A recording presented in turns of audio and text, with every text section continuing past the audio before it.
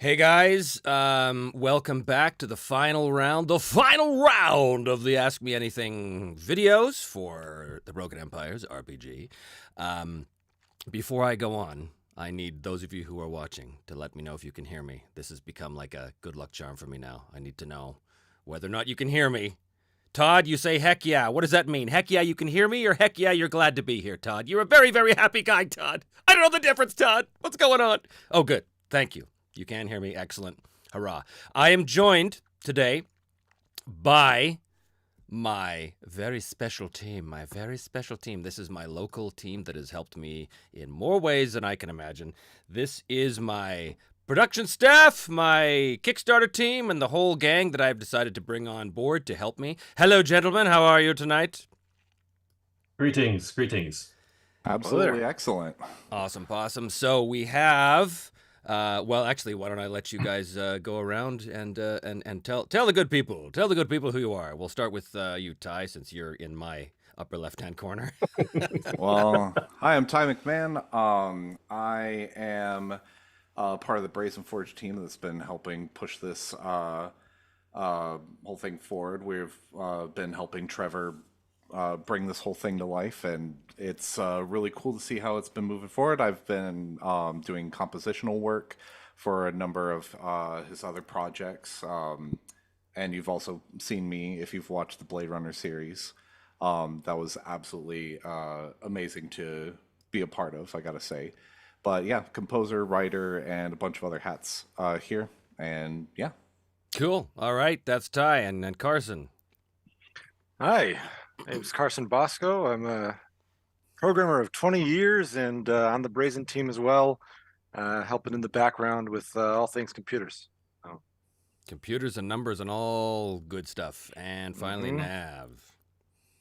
Hello, everybody. I'm John Navarrete. Just call me Nav, please. And I am also the owner of Brazen Forge Games. And these guys sitting here on camera are some of my best friends. So my role with this crew has been to keep everybody sane. I'm a designer. I'm a production guy. I've been a gamer my whole life. Like Trevor, some 40 years of playing role-playing games and tabletop board games.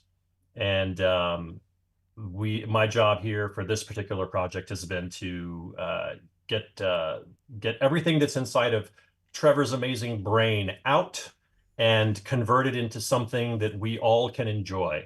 So that's really my role. And so everything from creative work, working with artists, working with writers, working with videographers, to designing the Kickstarter page, hmm which has really become our life for these last months. Mm-hmm. And that is what I do. That is what I'm all about. And I'm happy to be here. Cool. Well, I'm glad to have all you guys here too. The reason why I have my team with me is because I thought this is an opportunity for the very last Ask Me Anything to talk about some of the more technical stuff, or some of the more Kickstarter related stuff, or anything like that, or like the music or the programming, all that kind of stuff that goes into it. Stuff that I'm not really able to talk about very much. I've talked a lot about the game, obviously, because I know mostly about that. It's funny because when I get a question on Discord or on the Kickstarter page or whatever, and it has anything to do with anything other than the game, I'm like, I help, and I send it to these guys. So I don't know much about the whole Kickstarter thing. This is my first Kickstarter. I think this is our first Kickstarter at this level anyway, and it's been an education. I think the biggest thing for me, and I'm sure Nav, you can talk far more about this, is the amount of work that goes into a Kickstarter page. Because I think a lot of people look at that page, and especially if it's really well done, and they say, "Oh yeah, that's really good," but whatever. But if you stop and think about everything that goes into it, you might have a little more of an appreciation of what's been. So tell us a little bit about the process of creating the Kickstarter page. Well, I mean, you're not lying there at all. Running a Kickstarter, being on the creator side of the table is very, very different than being on the backer side of the table. And of course, we're all of us here are very, very experienced backers of Kickstarter. We've been backing Kickstarter since it's been around. Um, but to be on the other end of it, to be delivering the goods, if you will, is a whole nother animal. And what we've learned is that everything from obviously preparing all of the graphics and building the structure of the Kickstarter page to crafting and managing all of the communications that have to happen with updates, with comments, with responding to questions from backers on a literally round the clock daily basis. There are a lot of responsibilities and a lot of skills that are required to really run this thing. It's not like you just set it on day one and then we sit back here and just watch it happen. Every day is literally just switching out new graphics. Oh, a stretch goal got unlocked. So wow, well that means that all 10 of our reward tiers now all have to be modified and touched and re-uploaded. And we have to upload the add-on section. You got to load items into the back of Kickstarter so that the inventory gets updated. And and then we've got Carson over here who is our number crunching guy. So he's running spreadsheets and he's watching numbers and watching to make sure that we're hitting our minimums. I mean, there is a lot that happens here behind the scenes, and of course the four of us meet daily, regularly, at all hours of the day or night. We realize that there are backers all over the world, and questions just keep rolling in from every time zone. So I hope we have communicated through the Kickstarter to our backers that we really take your questions seriously, and we take your interest and your support very seriously. We're trying to deliver what hopefully comes across as a top shelf A+ product across the board. We're all very conscious of the brand of the Broken Empires, and of course all of our heart and soul is just being poured into this to make sure that it comes across as watertight and bulletproof. So if that's coming across, then I'm happy. I'm a happy camper. That's what it's really all been about. Just putting together a very, very well put together product from start to finish. But boy, it has been it's a team effort, guys. I can't understate that. I mean, every single person here in this live chat and a whole other army of creatives behind us have been working behind the scenes on this. So yeah, it's a ton of work. Well, the Pitbull 156 says you guys are rocking this Kickstarter for what it's worth. So it's worth a lot. Thank you. Thank you. Appreciate it. We absolutely do appreciate that. Yeah, there's a ton of stuff that goes on. I think I may have mentioned before that this thing is 24/7. It's 24/7. It is, you mentioned, Nav, that, you have this idea, or I had this idea, certainly ignorant, the fool that I was, that, oh, well, we've built a page, we set it up, and there you go. We check back in a month. No. It's every minute of every day. And these guys, you guys out there in internet land, you have to understand what I put these guys through, because I'm a sky is falling nervous Nelly all the time. As soon as one little thing goes tiniest bit wrong, I'm like, oh my God, it's all we have to do. Where are you people? And I need an answer like now. I can't be like, well, we'll get to Trev in 5 minutes. No, it's going to be now. I need to know now, or else I'm having a total meltdown. It's a disaster. So my apologies to the three of you for being like that. But yeah, what are you going to do? No, we knew what we were getting into. We went into this eyes open. So thank you to the makers of Xanax. And yeah. So there's been there's a couple comments here. There's not a lot of people watching right at the moment. I failed to announce this. It occurred to me that we only announced this on the update, but normally I do an announcement on my channel too, so that people come. But I forgot because I had 2 sessions today, voiceover sessions today, and I'm coming off this sickness. Oh my God. Okay. Brief aside here, because I gotta tell the people about what happened to me the other night, because I thought it was the end. I had just finished a playtest, and we were coming out of it, and there was some issue that was kind of driving me nuts, and I was tearing my hair out trying to fix the problem, and I had one of those despondent moments of, how am I going to fix this? That whole thing, where you bring out the cat of nine tails and you flagellate your back, and I'm not worthy, all that kind of stuff. And then, the next day you realize it's all perfectly fine. But in that moment, I was like, oh no, what's going on? And it was about 1 a.m, and I thought I should just go to sleep. And so I go to bed, and I'm getting into bed, and all of a sudden, just like that, I start like this. I'm shaking and shivering uncontrollably. And I'm like, what's going on? And then I go into the shower. I take this shower. I'm like, hot shower, that's going to help, right? And it does for while I'm in the shower, but I can't stay in the shower all night. So I get out of the shower and bang, it hits me again. And so I'm like, okay, I'll be fine. And I'm in bed. And all of a sudden my brain starts to go crazy. I'm hallucinating all of these things. It's like every aspect of the game development over the past year and a half is all smashing together into this one giant Michael Moorcockian chaotic amorphous blob of pure just possibility, but it's all failed possibility. It's all the things that have gone wrong are smashing me in the brain, and it's everything. It was like every possible like insecurity I've ever had is being propelled up on this kaleidoscope of ideas in my brain, and I can't shut it off. There's nothing I can do to stop it, and then I get violently ill, throw up, and I'm talking like vomit, like your whole body is seizing, and like that, and then I'm okay, that's fine, and I go back to bed, and then the shuddering, and then the chaos, and that happens 4 times. So in the course of the 6 hours between when I went to bed and when I woke up drenched in sweat, it was more like a year. That's what it felt like. It was so brutal, and at one point I thought, well, who's going to finish the game? Who's gonna finish the game? Yeah. I guess my team's got to finish the game anyway. So I'm still not 100%. So I'm still a little rocky. I'm trying to keep my energy up here. All right, guys, the exorcism worked. No, Pitbull 156 has got it right. Oh, it sounds total magnitude 4 weeb reaction. Yes, 100%. Total.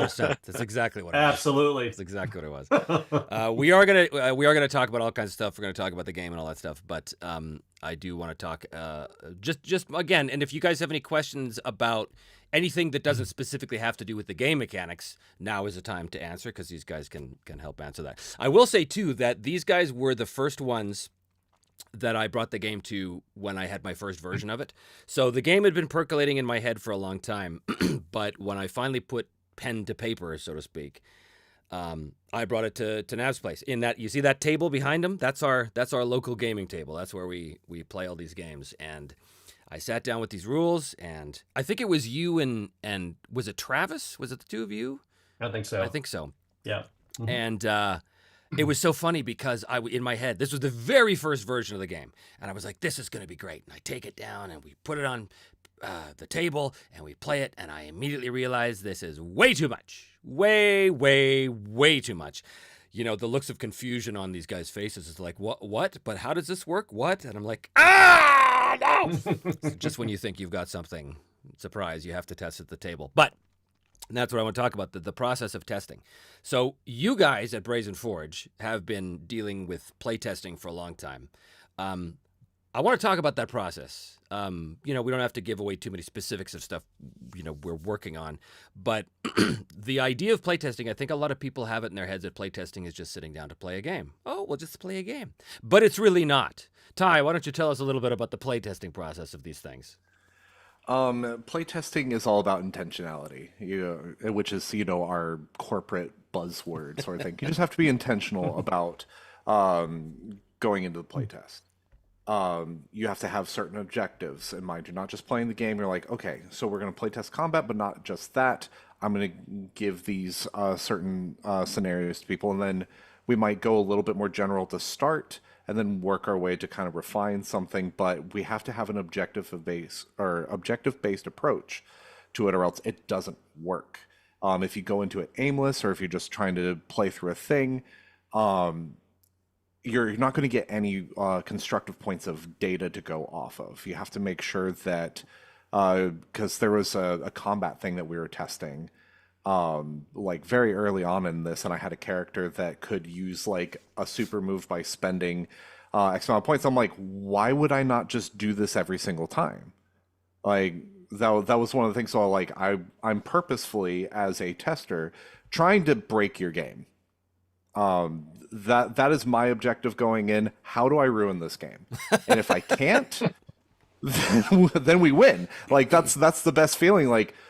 I'm stumped. I can't break your game, and that's the joy of playtesting. I want to actively ruin your game, as a playtester, and that's how we find those edge cases. I'm sure Carson can also attest to that. Is like, what's the thing that I can do that is super optimized that is going to make this not fun for other people? Like, oh, okay, yeah, sure, you do your little combo thing and you win every time. Whoop-de-doo. Those are the kinds of things that we're looking at. So like everything from combat to your social mechanics.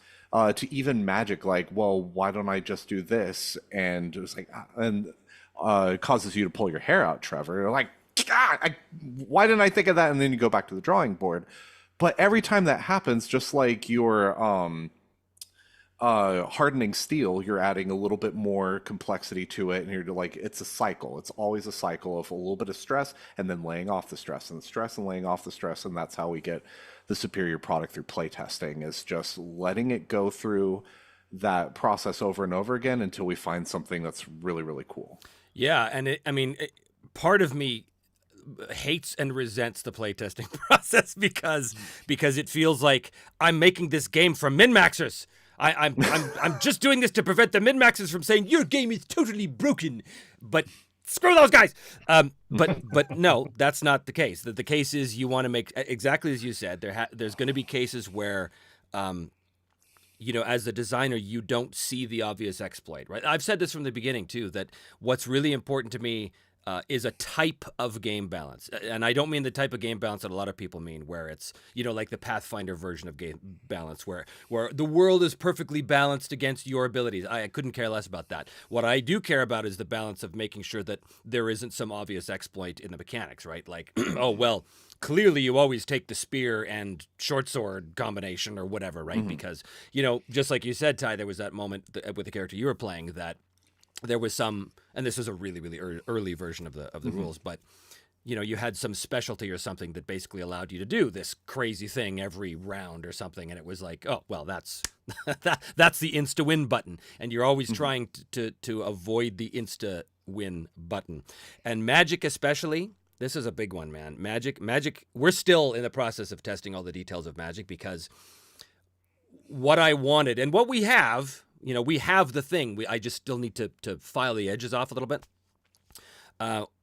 What we have is a system of Magic where you have a lot of creativity with Magic, and you can do a lot of things. You can't do everything. This isn't D&D. You don't have a spell that can do every little thing, right? Like Magic can't accomplish anything, but it can do a lot. And you have versatility with Magic. But when you have a system that is so versatile, the sort of counterintuitive part of that is that you need really solid rules in place. Because if you say, hey guys, you can do anything you want, that's not a system. That's a wish granting machine. Mm-hmm. But if you say you can do everything you want except it's got to be one of these three things, well, now you've got a spell-less system. So my goal was to come up with something that was between that, right? I mean, ideally, I wanted something as close to a wish granting system as possible, but it's impossible. So what I settled on works really well, except that it requires a few caveats, and one of those things is that Magic can't do anything at all. There are limitations, and a lot of games have that. Even Ars Magica, which this is largely influenced by, has that. Very, very, very specific limitations to the Magic in that game, and there's a reason for that, right? So too is it in this game. Like, there was somebody who was talking to me on Discord or somewhere today about the idea of, they said, so is it possible to, I think this was on the Me, Myself, and Die Discord, actually. Someone said, is it possible for a spellcaster to work the spell such that it becomes easier or safer to cast over time? And I said, oh, you're talking about formulaic magic from Ars Magica. And I said, there is nothing safe about Magic, ever. Magic is inherently unsafe, and the only safety you have with Magic is your resolve, your personal resolve. That's it. And they went, great, thumbs up, which is a good response to get. But in that moment of saying that, I mean, like you talk about, Ty, how you hone the edge a little more every time you come back, and even every time I reiterate a design philosophy, it hones the edge of that too. And it's like, right, this is not D&D. This is not, I want to play the guy who can throw fireballs and do a special magical hand and that can, no, that's not what this is. Magic is is at the same time far more powerful, but also weirdly limiting. Like, that's what we found in these playtests, is that, yeah, magic is incredibly powerful, but you have a scope, you know, and within that scope, you are incredibly powerful, but it's dangerous. It's dangerous to go outside that scope. It's dangerous to try anything else, you know, all that kind of stuff. Anyway, Long John Silver asks, any favorite cases of rules changes that came from playtesting? Oh my God, man, this could go on for days. It's a great question. It is a great question. I will tell you one that immediately comes to mind. Carson was playing in one of our earlier playtests. He decided to play a Dwarven Godbound, and he was he was unarmed. He was an unarmed kind of might-based, which is unarmed skill in the game, Dwarven priest. And I thought, great, we haven't seen any of these things, and certainly not in the combination. Let's see what happens. And at that time, the Godbound magic was really just Spellweaver magic under a different name. It's different now. But one of the things that we discovered, Carson, was you said, well, here's the thing. I want to have a second attack in this round. And that was one of those things that I just had never considered before. It was just a blank spot. And I said, okay, well, I guess it's this. And then I sort of made something up on the fly, but then we tried it and it was a complete disaster. It didn't work at all. Yeah. But that was hugely important, because not only did that allow me the opportunity to fix that particular rule, it opened up a line of thinking about magic in general, about how to categorize various types of powers, and that has become hugely useful. So right now, when you're a spellweaver, at least, when you are crafting a spell, one of the aspects of the spell is potency, and potency is what the spell does. Right? You've got other things. You've got range and duration and targets, and those are self-explanatory. But potency is what exactly does this spell do? But a spell can only do one thing, right? And it's based on the bind and the strand. So if I'm conjuring fire, well, I can't use that to heal a human body, right? Someone could argue, well, maybe it's a Mag 1 spell that's cauterizing a wound. Okay, maybe. But at that point, you go. In certain cases. In certain cases, sure, that's fine. And that's the power of this system, too, is, yes, in certain cases, if it's justified within the context, sure, why not, right? That's the free-form system you get, of the freedom. But if I'm conjuring fire, the idea of healing the human body, or the idea of, like, causing damage, yes, I can definitely do that. Can I use it to change a target's size? Well, not by reducing it to ashes, not unless I reduce it to ashes, you know. So I'm looking at the various things that a spell can do in terms of its types. And conjure fire, there's only so many things you can realistically do with that, right? So that was really useful. That was something that we only discovered through playtesting, right? There was a lot. There was so many. I mean, I have a good one one that really sticks out. I really like this question from Long John Silver. I've been thinking about it here for several minutes. One of the cool things was character generation and character gen. That, you know, we do test rules, but we also test process and procedure that's in the game. So how do you build a character in the Broken Empires? And I remember sitting at this table and Trevor walking us through some of those early iterations, you know, which is, it's largely a big points-based system where you're spending points, but there's definitely an iterative process to it where you do one thing after the other, and by the end of it, presumably you have this character in front of you that you can now embody and play. And I have stacks of early versions of character sheets. Some of those early sessions where we were trying to build characters, you know, were convoluted and you know, to say the least, it was complex. And so the refining process, the refining that we did to get to where we are today is really exciting to me, because I you know, when you play test, you are looking at quantitative and qualitative evaluation of what it is you're doing. And for character generation, what that simply meant quantitatively was, how long does this take? You know, how many numbers are we having to crunch here? How much math is involved? You know, what is, you know, what are all of the different steps and how many steps are there involved? And once you go through that, you also have to evaluate it from a qualitative perspective, which is this fun? Did we enjoy this? Now that I'm looking at a finished character, can I see this character? Can this character become something that is playable? So we've been through round after round of that. And where we've landed is incredibly exciting to me, because I now look at a Broken Empire's fledgling character, and by looking at their goals, looking at their life events, looking at all of this, all of the attributes and their talents and expertises and all of the stuff that is in this wonderful, rich character sheet, I really feel like I can embody this character. I'm excited to play that character. Doesn't matter what race it is, doesn't matter at all. I don't need the traditional attributes that we're all so accustomed to from many decades of playing RPGs. This system provides a whole nother level of detail in the character sheet alone, and that's a testament to the character building process and the rounds of playtesting where we woodshed this thing to get it to where it is. I want to jump on that, but before, I want to thank Jan Miolen, who's been a massive supporter of this whole project, by the way, for reminding me I didn't make this live. This was not public. This was just unlisted. I'm like, why are there so few people here? Well, maybe because no one knew it was happening. There you go. Okay, anyway, it's live now. It's live now. Thanks for that heads up, Jan. It's the end of the Kickstarter, man. We are fried. We're so guys. tired. We're so fried. Thank you, Jan. Thank you so much for everything that you've been doing as far as promoting the game and just supporting it. Thank you to everybody who's here. Yes, exactly. we really appreciate you guys being here. We really do. Exactly. Yes, one of the design decisions that happened from our playtest was this was a really wild moment. Actually, we were sitting around the table and we had just done a session. We were dissecting it afterwards, as we do, and throwing ideas back and forth and stuff like that. And suddenly, one of the issues was stats. And suddenly I said, "Wait a minute. What if we don't need stats?" Right. And people went, "What?" And I said, think about it. Stats are completely superfluous after character generation. We don't need them. Skills only. Mm-hmm. And Nav, you were like, "Oh my God. Wow. And it was like one of these eureka moments.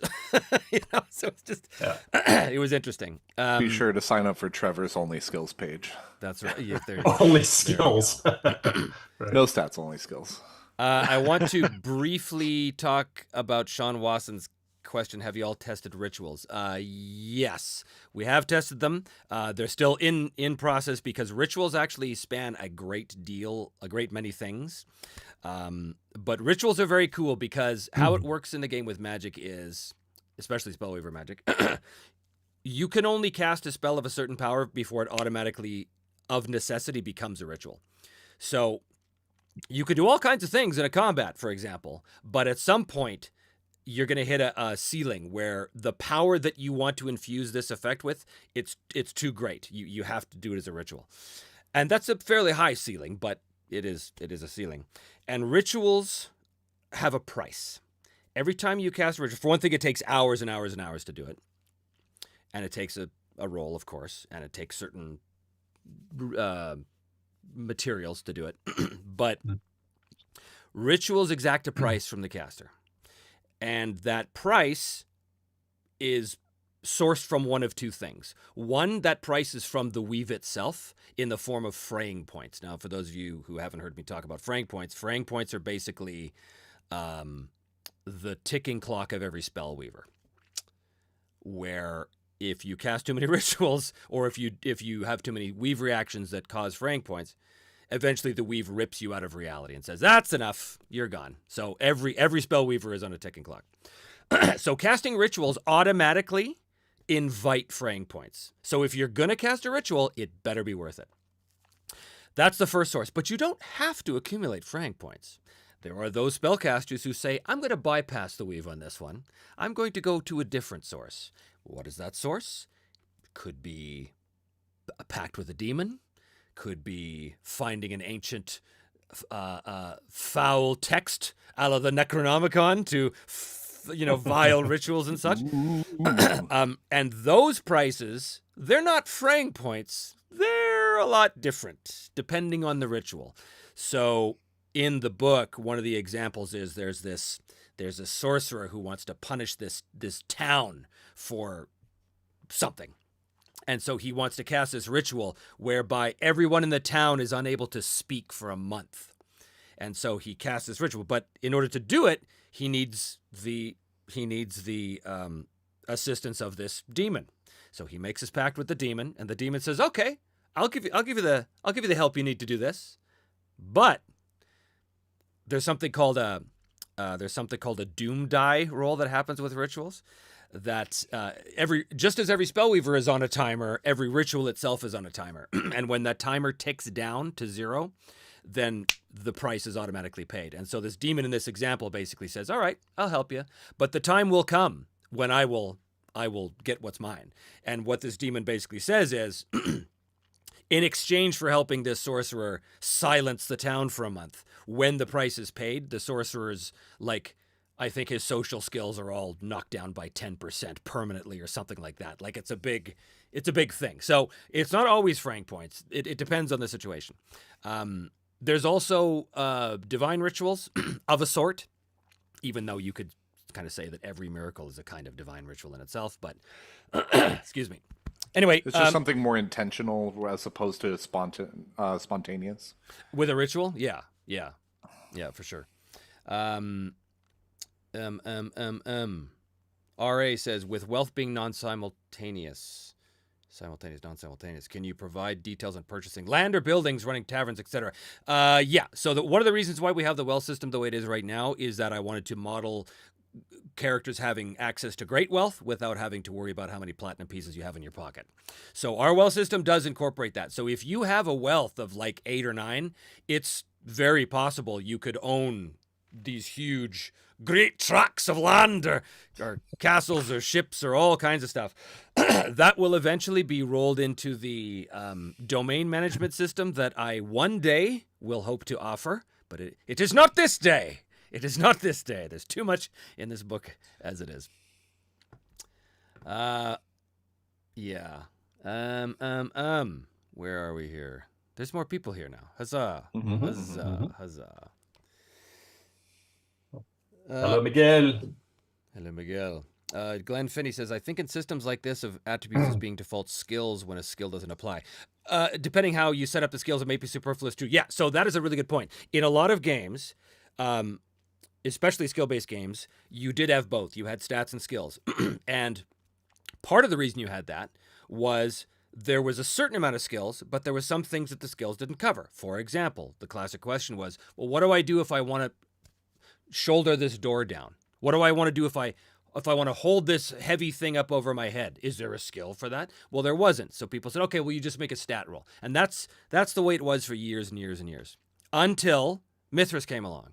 And as far as I know, anyway, Mithras said, we're still going to have stats, but all they do is help you build your base attributes and skills. That's it. Once you start playing the game, they don't really matter anymore. So if you want to do something like smash a door down, that's the might skill, or is that could be mine. Whatever. It might be it's some other term for it. But they had a skill specifically to deal with that. And when I looked at that, I went, oh, that's a great idea. So you have a skill for everything you could possibly do. So why do we need stats? And that was that moment, that eureka moment for me of, why do we need stats? Now, ironically, stats have made sort of a reappearance in the game. Sort of. In the character generation process, there is now a nod to stats. And that nod is one of the first things you do is basically pick 2 of the big 6, right? Strength, dexterity, constitution, da-da-da-da. You pick 2 of those, and those are the things that are kind of featured for your character. And they give you immediate little bonuses to certain skills, but they also give you a descriptor, which is something tangible you can use to describe your character, right? Brawny and smart or whatever. But it also gives you access to one of 3 talents, which aren't unique to the stats, but they're a good way to access them.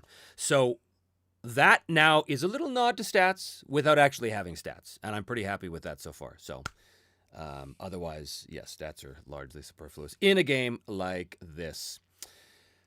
Okay. So Carson, numbers, spreadsheets, calculations. So you've been kind of invaluable a lot in the numbers game because I've been, I've been running games for over 40 years, but I'm not a math guy.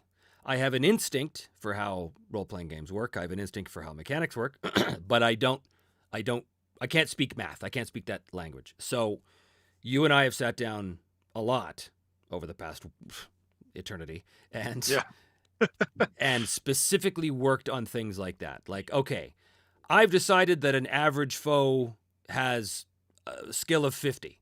What does this mean versus an opponent of this, and all that kind of stuff.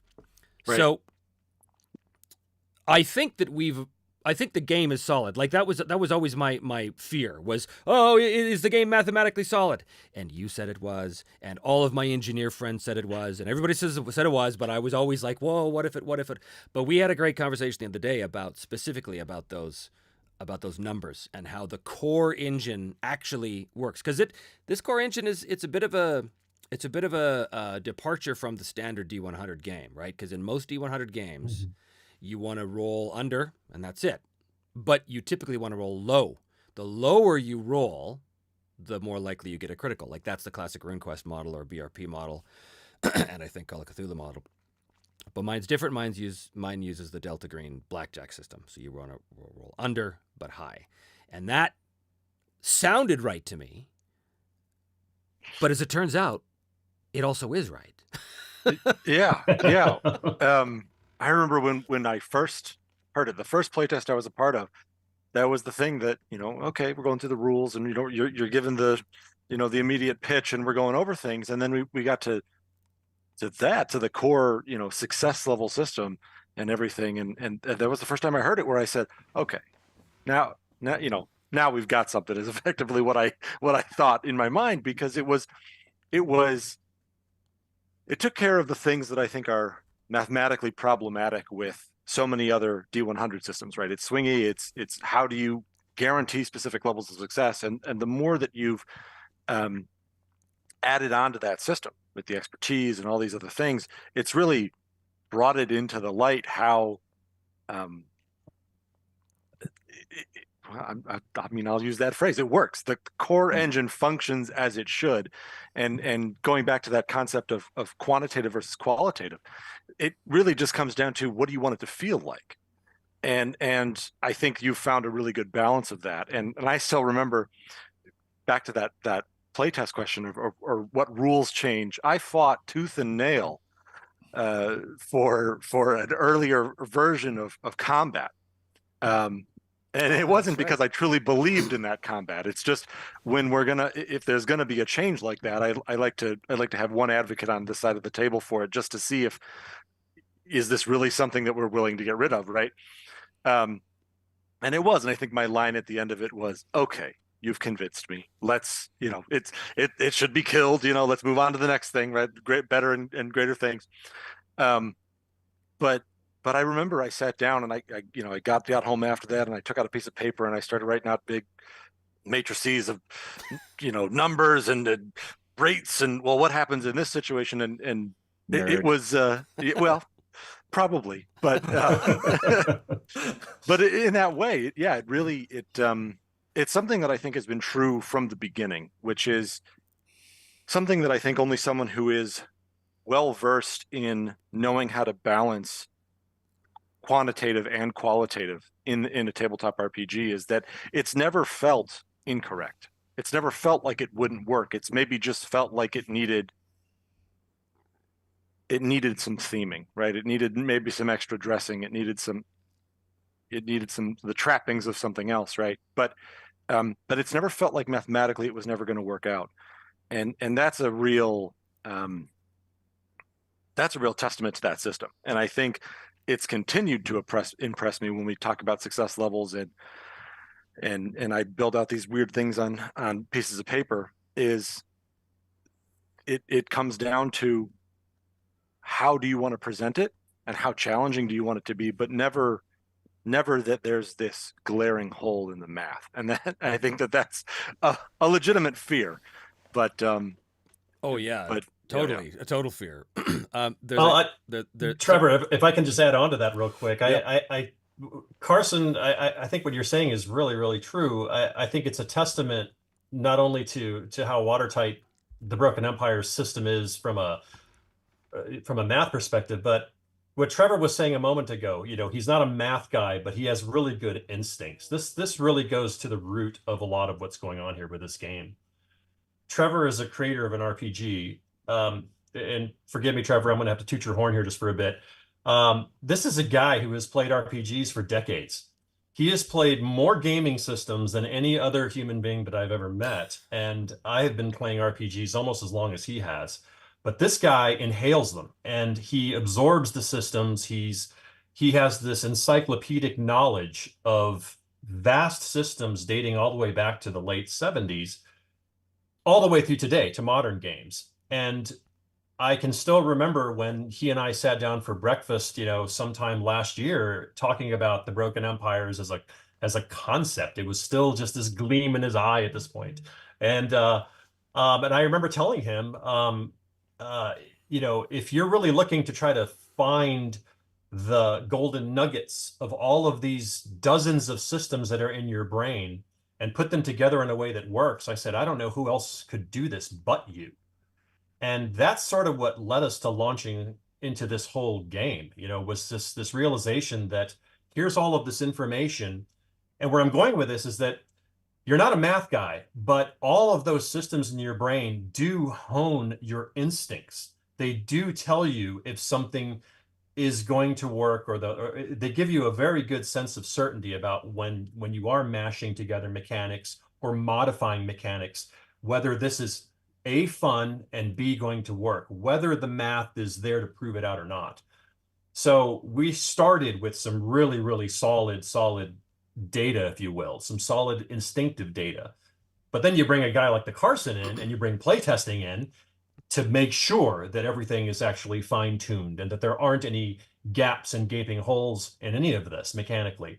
So I just wanted to mention that, that's really a big piece of the DNA behind the Broken Empires. It's one of the reasons I'm so excited about it, because it's a very, very complex thing to build an RPG, guys. I mean, don't be fooled. I mean, this is crazy. I mean, to sit here and go, we're going to write a 250 to 350 page book loaded with rules and make sure that this thing works from top to bottom. This is no small feat. And it takes a lot of eyeballs and a lot of testing and a lot of experience. And I think that's one of the things that I love about the Broken Empires, that it is being built by mature players. And when you do bust this thing out and you're trying to play this thing for the first time with your friends around your table, we really want to make sure that the learning curve for SimLight is something that is attainable and understandable and fun.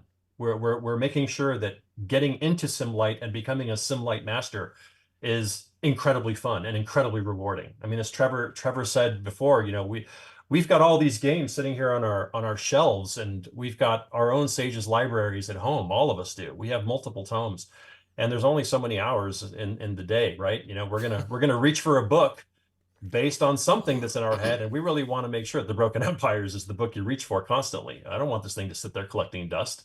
I want people to be super excited to play this thing. Yeah, and also, I mean, in the end, a system is either to your liking or it's not, right? Like either you like what I'm doing or you don't. Like, I'm looking at some of the comments here. Paladin Pariah is asking about whether there's going to be an alternative system that uses grid-based combat instead of zones. No, there isn't.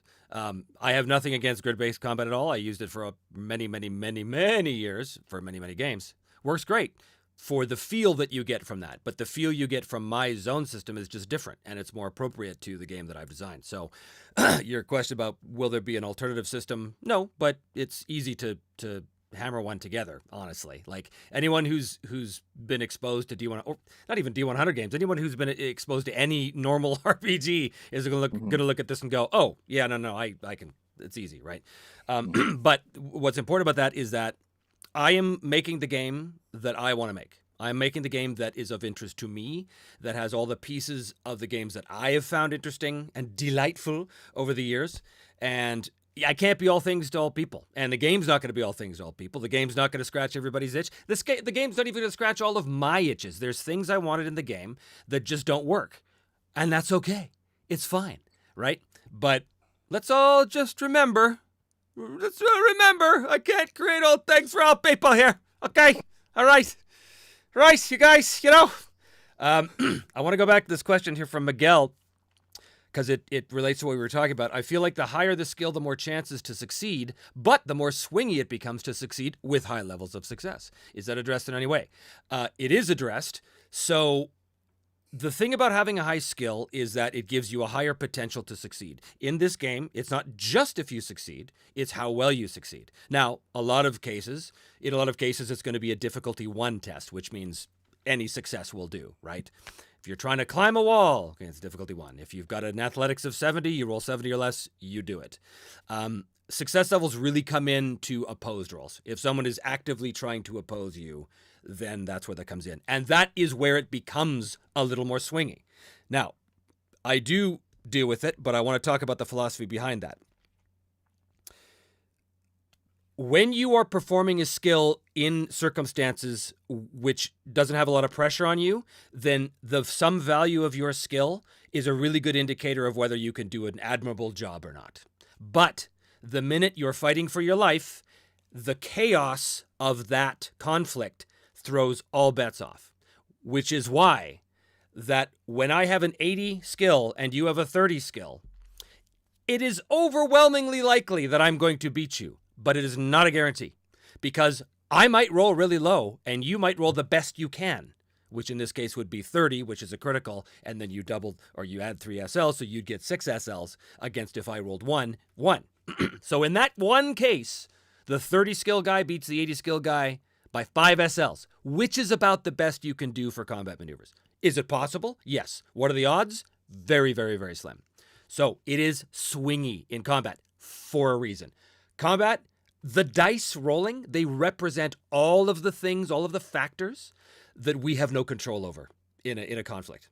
The butterfly flapping its wings in China causes the...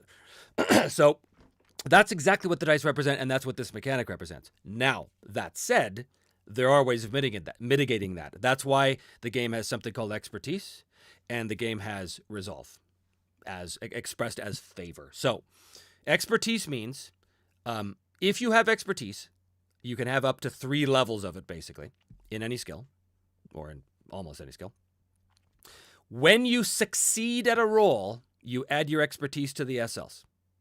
So, if I have a skill of 50 and I have expertise 2, let's say, and I roll a 32, well, that's 3 SLs, but expertise 2 makes it 5 SLs. So the expertise doesn't help me at all if I fail the roll. If I rolled a 51, expertise counts for nothing. It's only if I succeed. It guarantees that my successes are going to have a minimum value to it. That's expertise. So resolve, when you spend resolve, it does that. You can spend up to 3 resolve in any roll. One of the things you can spend resolve on is adding extra SLs after the roll, up to 3, just like expertise does, right? Or you can add resolve before the roll, where each point gives you plus 10. Or a combination, if you really wanted to. Most people don't, but you can. So if I had a skill of 60, I might say, you know what? I want a little better at this. I'm going to spend 1 resolve to get my skill to 70. And then I roll. And I roll 27. Okay, that's 2 SL. I'm going to spend another 2 resolve to get it up to 4. So that's 4 SL. But that cost me 3 resolve. I can only spend 3 in a roll. And resolve is a dwindling resource, a very, very quickly dwindling resource. So it's not the kind of thing you'll be doing every round, right? But that's how that's addressed to answer that question. More people on. I'm going to fall behind in the questions because we also have 3 more people here now. So, yeah. Excuse me. We're doing pretty good with the Kickstarter, guys, aren't we? We're What are we at now? Is it 460 or 3 right now? Wow. Yeah, 463. In 13 hours, this will all be over. No, this just starts. Yes, the real work. Well, the real work's already begun. So the long dark of Moria. Yes, exactly. I was saying at the beginning of the stream that I had this horrible illness 2 nights ago, and laid me out. And yesterday, as I was lying in bed all day, too weak to move because I couldn't eat anything, so I had no energy at all. But I had energy to get the laptop and rewrite the scout section of the travel rules. Oh boy. Because there's a lot of work that needs to be done. Yeah. Where are we here? There's some questions here that I won't be able to answer yet. Like, Simple Circle asks, how much control will the characters have over the direction of their impact on mass combat? So the mass combat system, and this also ties into someone else's question about mass combat, I think.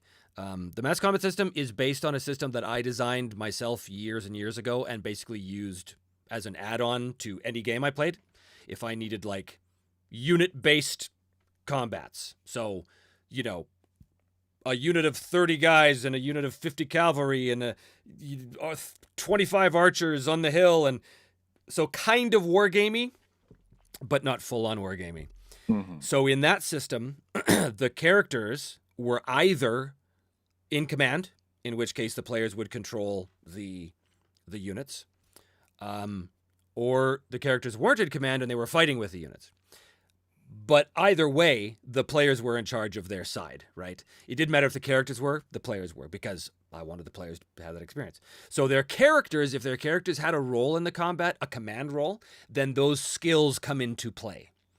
But if they didn't, they didn't. And a lot of the time you would have the party split, where 3 of them would be on the front lines with their units, maybe, you know, providing morale bonuses or whatever, or preventing a rout if something bad happened.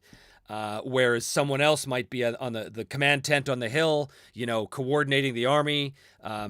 Someone else might be performing special missions like trying to sneak behind enemy lines and attack the commander's tent or stuff like that. So all of that exists right now in this system that I've bolted on. It has to be fully converted over to the Broken Empire system. It hasn't been converted yet. But I am also toying with the idea of looking at a more narrative approach to as an alternate, maybe, kind of like what you get in Savage Worlds. I'm toying with it. I'm not sure if I want to go with it, just because what I like about mass combat is it is part war game. I'm not a war gamer, but I like certain aspects of it. And so basically my mass combat system is all the parts of the war game that I like put on the table. So that's what it's going to be. So I know when we say mass combat has been unlocked, a lot of people have these, you know, they leap to a lot of conclusions about, oh, well, it's going to be this and it's going to be this. I'm here to tell you that I don't know exactly what it's going to be yet, but I can tell you that it's going to be very much unit-based tactics with big units. So, you know, those numbers could be anything. That's the advantage of the system I've designed, is that you could have an army of 10,000 clashing with an army of 10,000. Easy. Using all the same rules. But that's Less than half of what I hoped for. There you go. What's that? What's that reference? Return of the King, Theoden, 6,000 spears. Of course. Less than half of what I hoped for. Of course. Nerds! Okay. I'm so tired. I think we're all tired. Jonathan O'Toole, TBE. That became our moniker, I guess, huh? TBE. And TBETM. To be announced. TBE RPG. TBE Oh, yeah, RPG. TBERPGTM. TBE makes me so happy, but my current group is all rules light one-shots. But the Broken Empires feels like it needs more than a one-shot to give them the unique flavor, or to give the unique flavor justice. Any advice for roping them in? Any advice for roping in rules light people? I'm going to let you guys field that question. Ooh. Okay. I got an idea for you. Mm-hmm. You invite them over, and you say it's going to be a nice little one-shot, and you get them all comfy, and you get snacks and stuff like that, and then you lock all of your doors so that they can't get out, and say, surprise, we're playing something with a little bit more substance, and you're going to eat your vegetables. Yeah, Yes. I think there's a level of, in everything that you've described, for instance, on rolling and swinginess and expertise and everything, there's a level of significant action that goes along with everything that happens in TBE. And I think that that's probably the way to sell it. you know, when you talk about rules light, you know, people want these. I'm making an assumption for those people, sorry, but you know, you're looking for these sweeping things and these narratives that flow, and the rules and the how the rules interact with that narrative are less important. But you sell them by saying those rules are what build the narrative in the Broken Empires. You get the same result by interacting with the game itself, and I think that that's quite magical. So I think that's I think that's a crucial distinction, and that's something that might be hard to for rules like people to sort of understand. Maybe not, but I know that there's a lot of reasons why people play rules like games. One of them is they don't have time to learn a rule set because they're adults and they got kids and lives and stuff. I get that. I'm perfectly fine with that. Another reason is people say, "Oh, I was into simulationist games as a young lad in the '80s, but now I'm too old for that and I can't handle that stuff anymore." Fine. Other people say, "I'm all about pace. I want the game to move super fast, and I want to be able to have like a narrative emerge from these rules that is really, really quick." But if you have that, then the onus is entirely on, let's face it, the GM to provide all that detail. Now, a lot of GMs thrive on that. Nav, you and I have had that conversation many times. You're one of those GMs. You like, not rules light necessarily, but you like a system that allows you the opportunity to embellish as a GM all the details. Yeah. And a lot of people are like that. And I think I think a lot of people like rules light games because of that. This game, it's not that you don't embellish those details, you can, except that this game gives you more structure upon which to base those details. And for me, that's a big help because I, as a GM, or as a player for that matter, first of all, I don't want to know what's coming. I don't want to know what's going to happen. I don't want to have a pre-scripted narrative. And I want this I want the story and the game to emerge from the interaction of players and system. And so with very little system, all you have is players. And that's all great. We all sit around and play Let's Pretend and occasionally roll a die. That's perfectly fine. We're all having an imaginative experience and sharing the space and all that. That's all perfectly fine. But for me, I get bored of that super quick. Like maybe 3 sessions tops, and I'm like, okay, all right, I need to stab somebody in the thorax now, please. I need some. So how do you rope rules light players in? Nav, do you have any thoughts on this? Just a couple. It's a great question, Jonathan. I'm going to basically go with the easy answer, which is starter box. Start there, and here's why. Rules light is going to really, really struggle with a game that feels punishing if you're having to look up tables and charts and do a lot of math. And the Broken Empires is not that.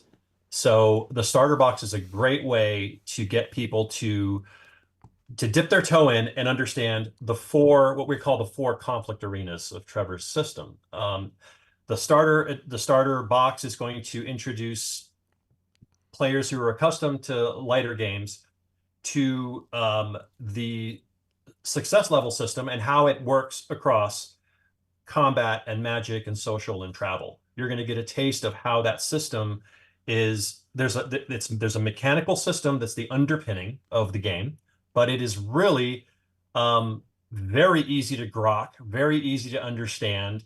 It moves very quickly, and I think that rules light players will realize, oh, there's a whole nother level to role playing here that it feels like I get to control other aspects of my character's fate and future through the dice and through a system of rules that's very interconnected, and yet still incredibly unique across all 4 of those conflict arenas. That's one of the brilliant parts of the system, is that the success level system uses success levels in 4 different ways.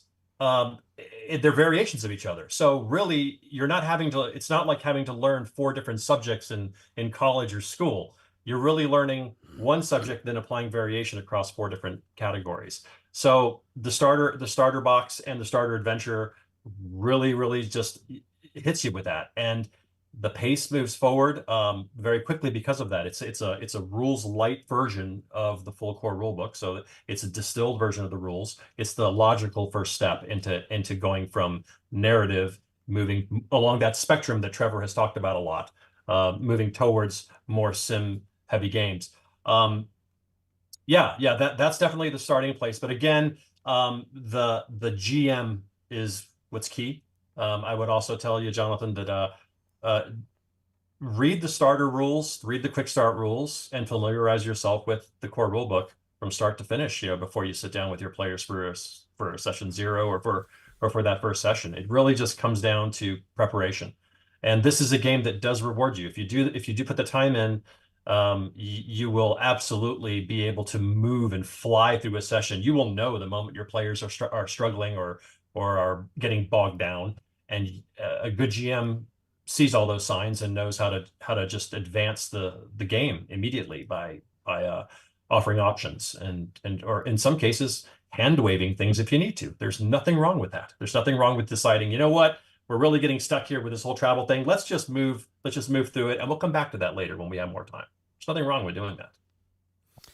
To piggyback off of that, talking about pacing, that is what is fun about the different conflict arenas, is that there's not a single part of the game that feels like it's just some afterthought.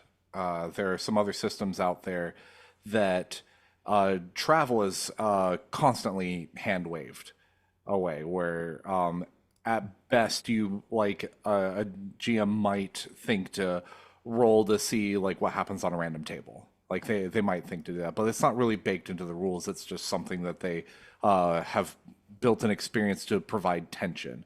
Or if they're talking with someone and like your players are like sitting around like, oh, here's the RP heavy guy again, like doing this big grand speech in the Great Hall, and now I got to listen to him and do his 2 semesters of Theater 101 in college here around the table. With this, there's always stakes in every single one of these. There are built-in reasons to feel invested and to cheer on your fellow players and have less of antagonistic relationship between players and GM. It feels a lot more collaborative when everyone is using these systems in a very similar way.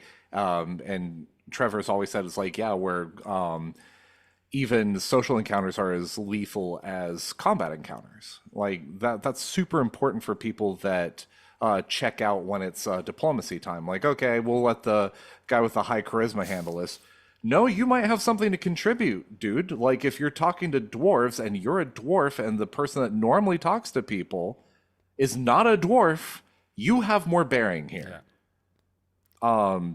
That's going to help with the pacing immensely, is that everyone has different things to contribute in these different arenas, and there's tension in every single one of them. And it's not just, okay, how quick can we get to the combat and do our 3 encounters per day before we do our long rest and that sort of thing. Sorry, I'm throwing a big one under the bus because I will.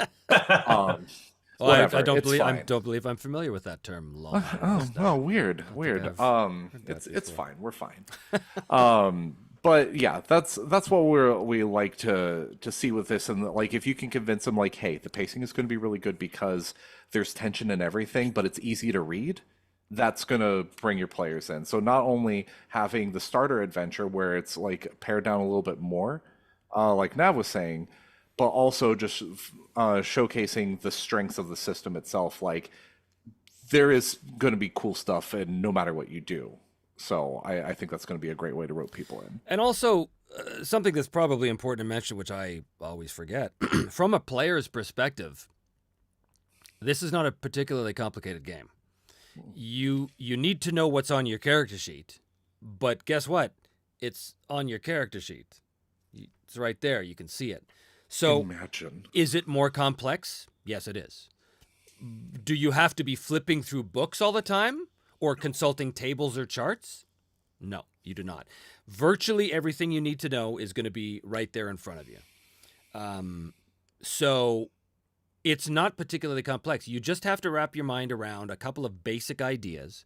But once you do that, everything else is just thinking about it in a different way.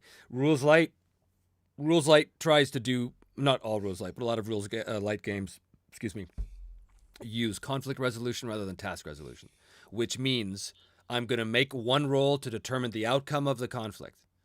But I'm a task resolution guy. I want to break down that conflict into its multiple tasks and approach each one of those individually. That's where the sort of simulations comes in with like combat concepts, right? I'm not rolling my attack, and if I beat your armor class, I win, right? Which is the ultimate sort of Rules Light. No, it breaks it down into specific tasks, but anywho. I have to talk about this upcoming Kickstarter. This is the Kickstarter by Drake, who is writing the next episode of the Carnage of Karaz for Harn World. I was sent the first book, and I read it, and it was awesome. They are kickstarting the second book right now. All the details are below. I will also very likely be doing portions of the audiobook. So that's exciting. I should be playing a few dwarfy characters, I think, which would be very nice. But also in the link below, you can go to Columbia Games and get your link to the Harn map for free. Because one of the great ways to get involved in Harn is through that map. That's how I got involved. That's how everybody gets involved with that map. So make sure you check out that link below and check out the Kickstarter for the new Carnage of Karaz book as well. Okay. Thank you, Glenn, for reminding me about the public service announcement. Mm-hmm. Thank you. I don't really know what I'm doing in live streams. That's what I mean. There's things I'm supposed to do, and I just... Yeah. This whole video thing is so foreign to you, isn't it? It is. Putting my mug on camera. It's bizarre. Ho. Marcus Wagner, why do the playable races include half-orcs, but not orcs? And why are ogres included, but again, not orcs? Well, first of all, ogres are not what you might think they are. Half-orcs are included, but not orcs, because orcs in the Broken Empires are unapologetically monsters. There are exceptions to that, as established in Me, Myself, and Die canon. In the first few episodes of Season 1, Simon, who's friends with a half-orc, he befriends a wounded orc, nurses him back to health, and then the two of them go to take their vengeance on their mutual enemies at one point.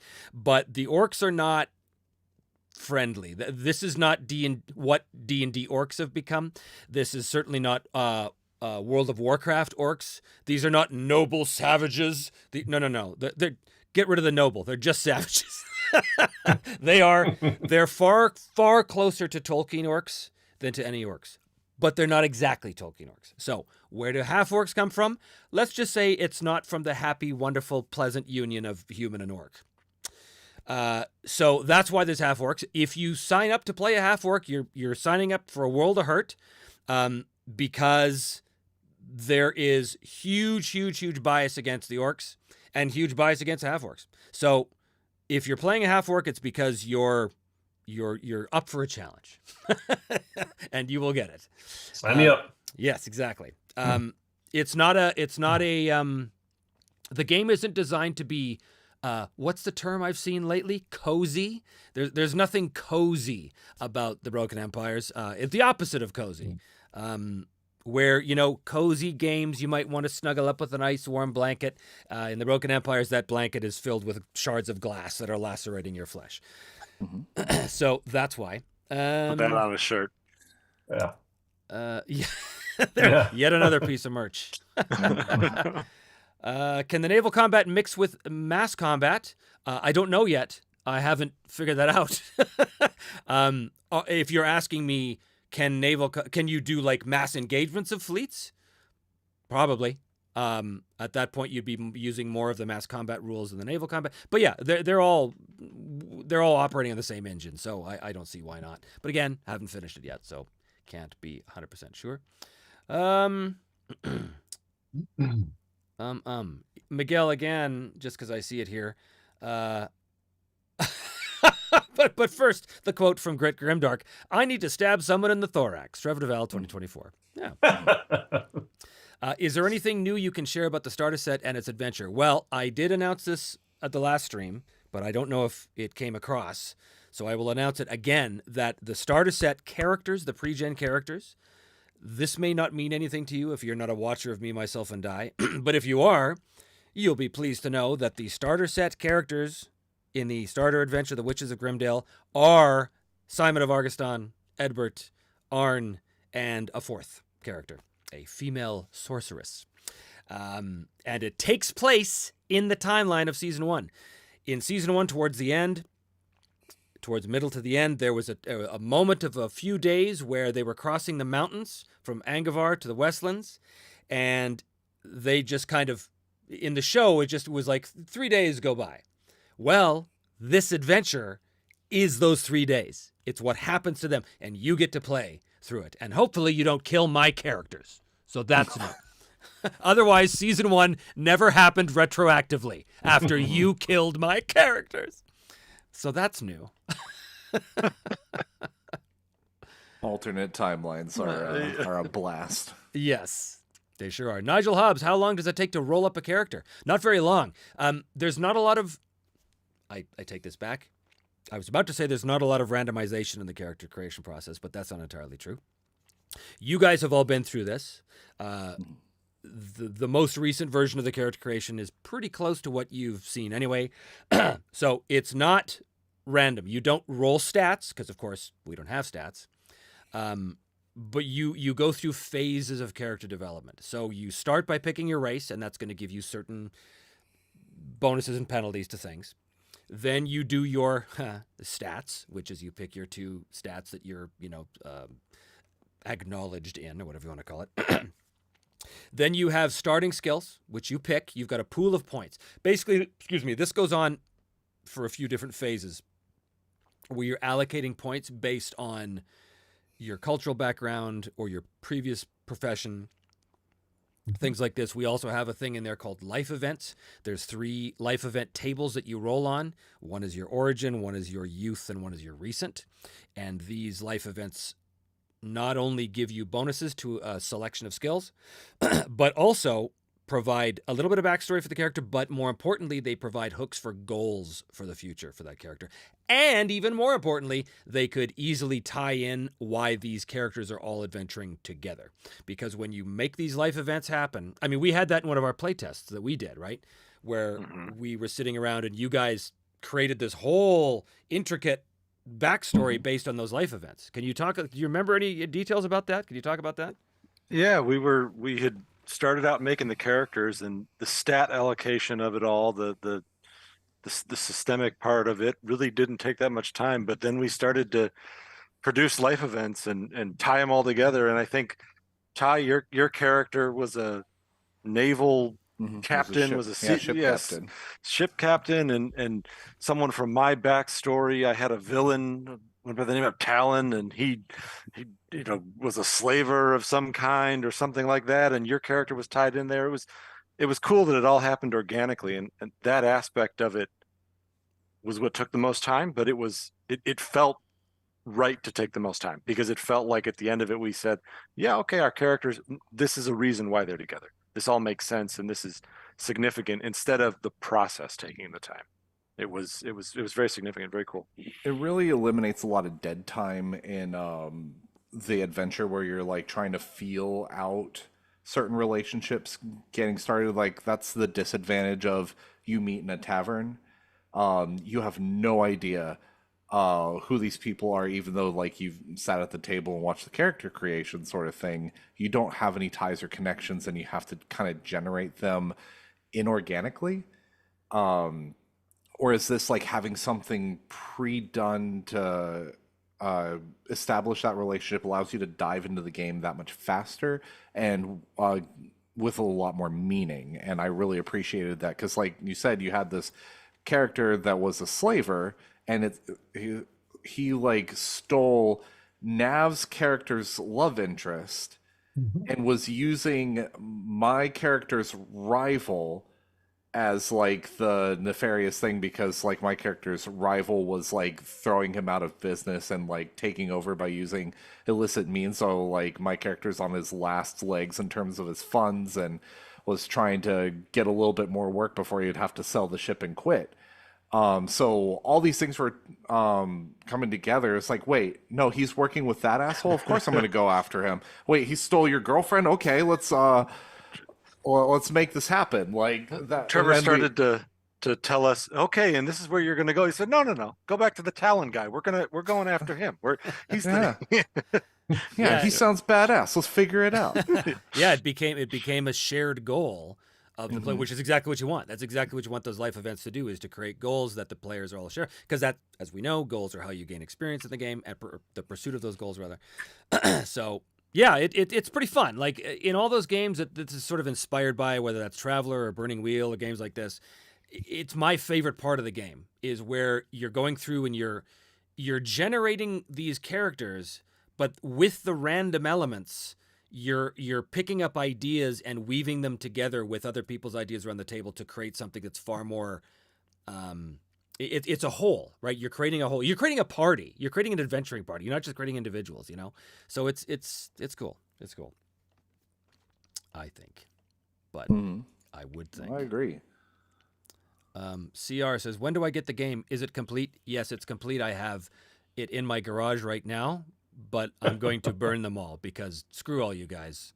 No, it's not complete. I don't mean to be flippant. I'm making a joke. No, it's not complete. It's almost complete. The main manuscript is still being worked on, but all of like the core rules are done. As I said at the beginning of this, I'm just kind of filing off the rough edges right now. So yeah, it's getting there. It's getting there. Nowhere near ready to be sent to the printers, but it's getting there. Okay, let me scroll back up here and see where we are.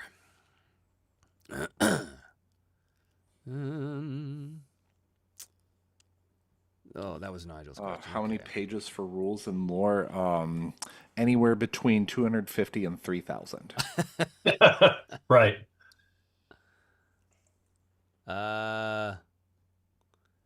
I know this is a bit off topic. I know you mentioned in one of the other streams that taking a shield would normally be more recommended. With this being classless, is that what you mean? Would you say trying to be a monk? I don't know if I understand the question. With this being classes, would you say trying to be a monk? I don't know if I understand the connection. Do you understand that question? I know this is a bit off topic. I know you mentioned in one of the other streams that taking a shield would normally be more It's an additional comment beneath it. With this being classless, would you say trying to be a monk using only unarmed attacks would be difficult? Oh, I see. No, it wouldn't be difficult, but it's the fact is, if you have a shield interposed between you and imminent death, that's better than not having it. Again, this is not D&D, so the idea of a D&D monk, it's not going to fly here because a monk in the Broken Empires is some religious guy who scribes books in a cloistered abbey somewhere. You're thinking pugilist. Yes. Now, we've made on your character, Carson, your dwarven priest, was an unarmed fighter. I played a half-orc something in my last play, because I'm playing in the game too. A friend of mine, Jared, who's one of the contributors to the game, he's running a bunch of playtests, and I'm in it too. But I'm playing a half-orc, one of these guys, no weapons. So it's perfectly possible. What I found was that if you have got a good might score and you're lucky, you could do all kinds of things unarmed. You can grapple people, you can choke them out, you can do all that stuff. But in the end, if a guy is driving a big two-handed spear towards me, I'd much rather have that big hunk of wood between me and him than not having it. All right.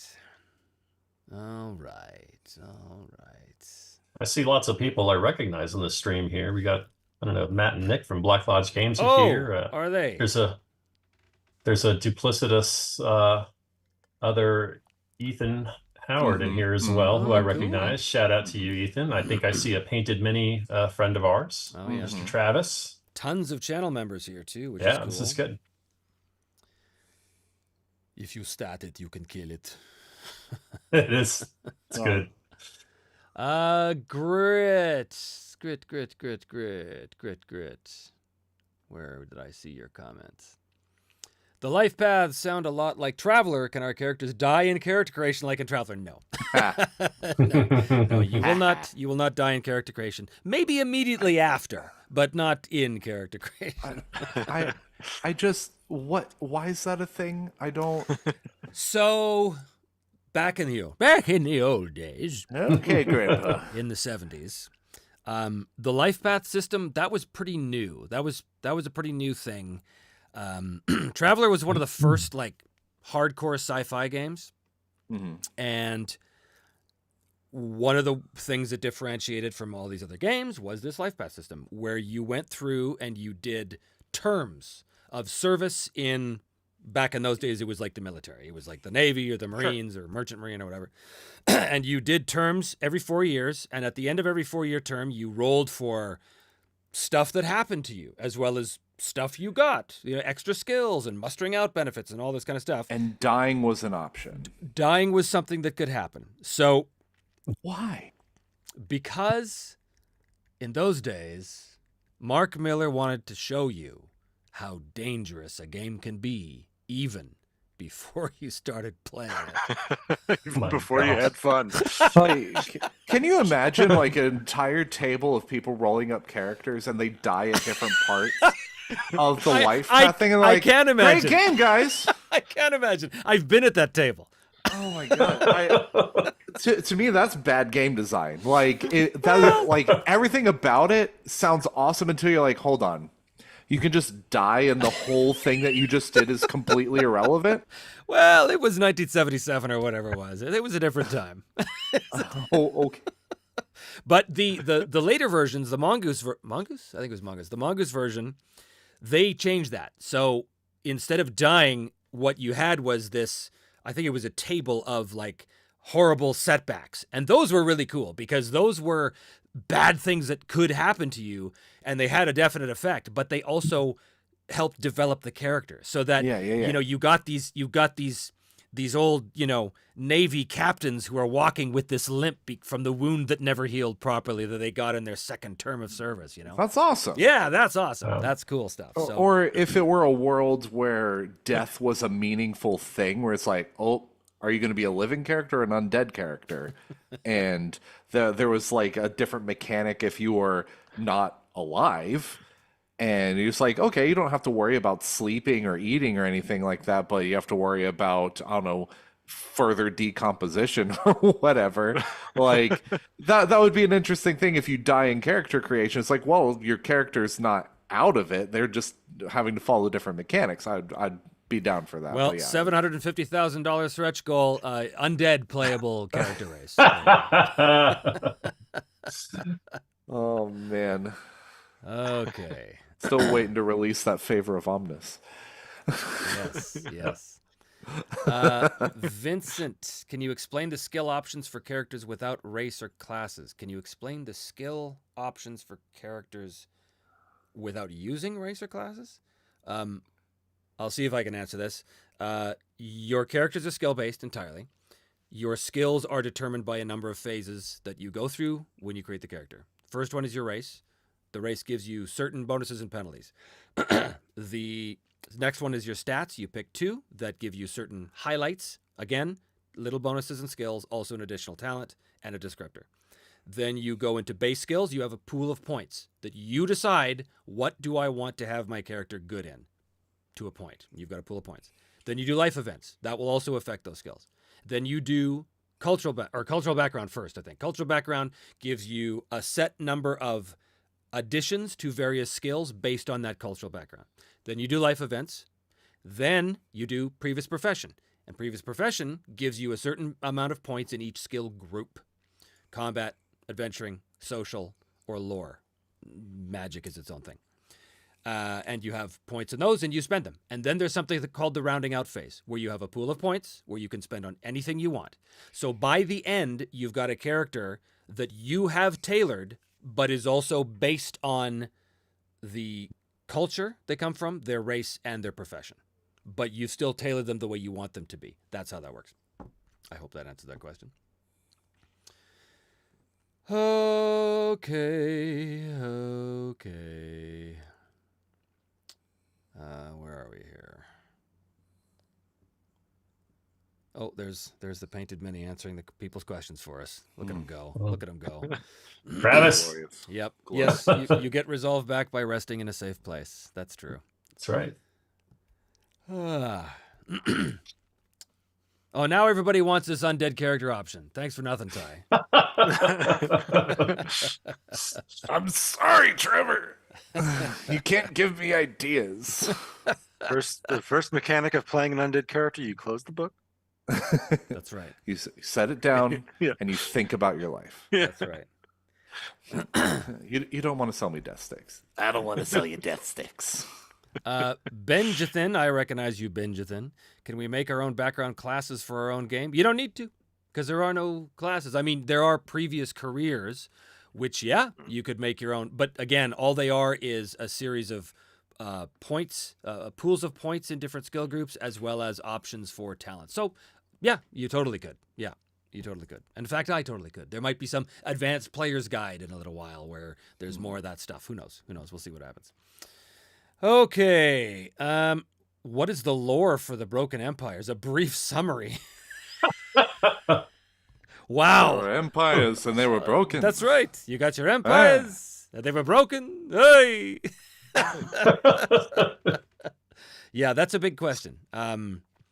That's a big question. Watch Me, Myself, and Die. You'll get a good sense of the lore of the show. We've got a question from earlier from Alcarat.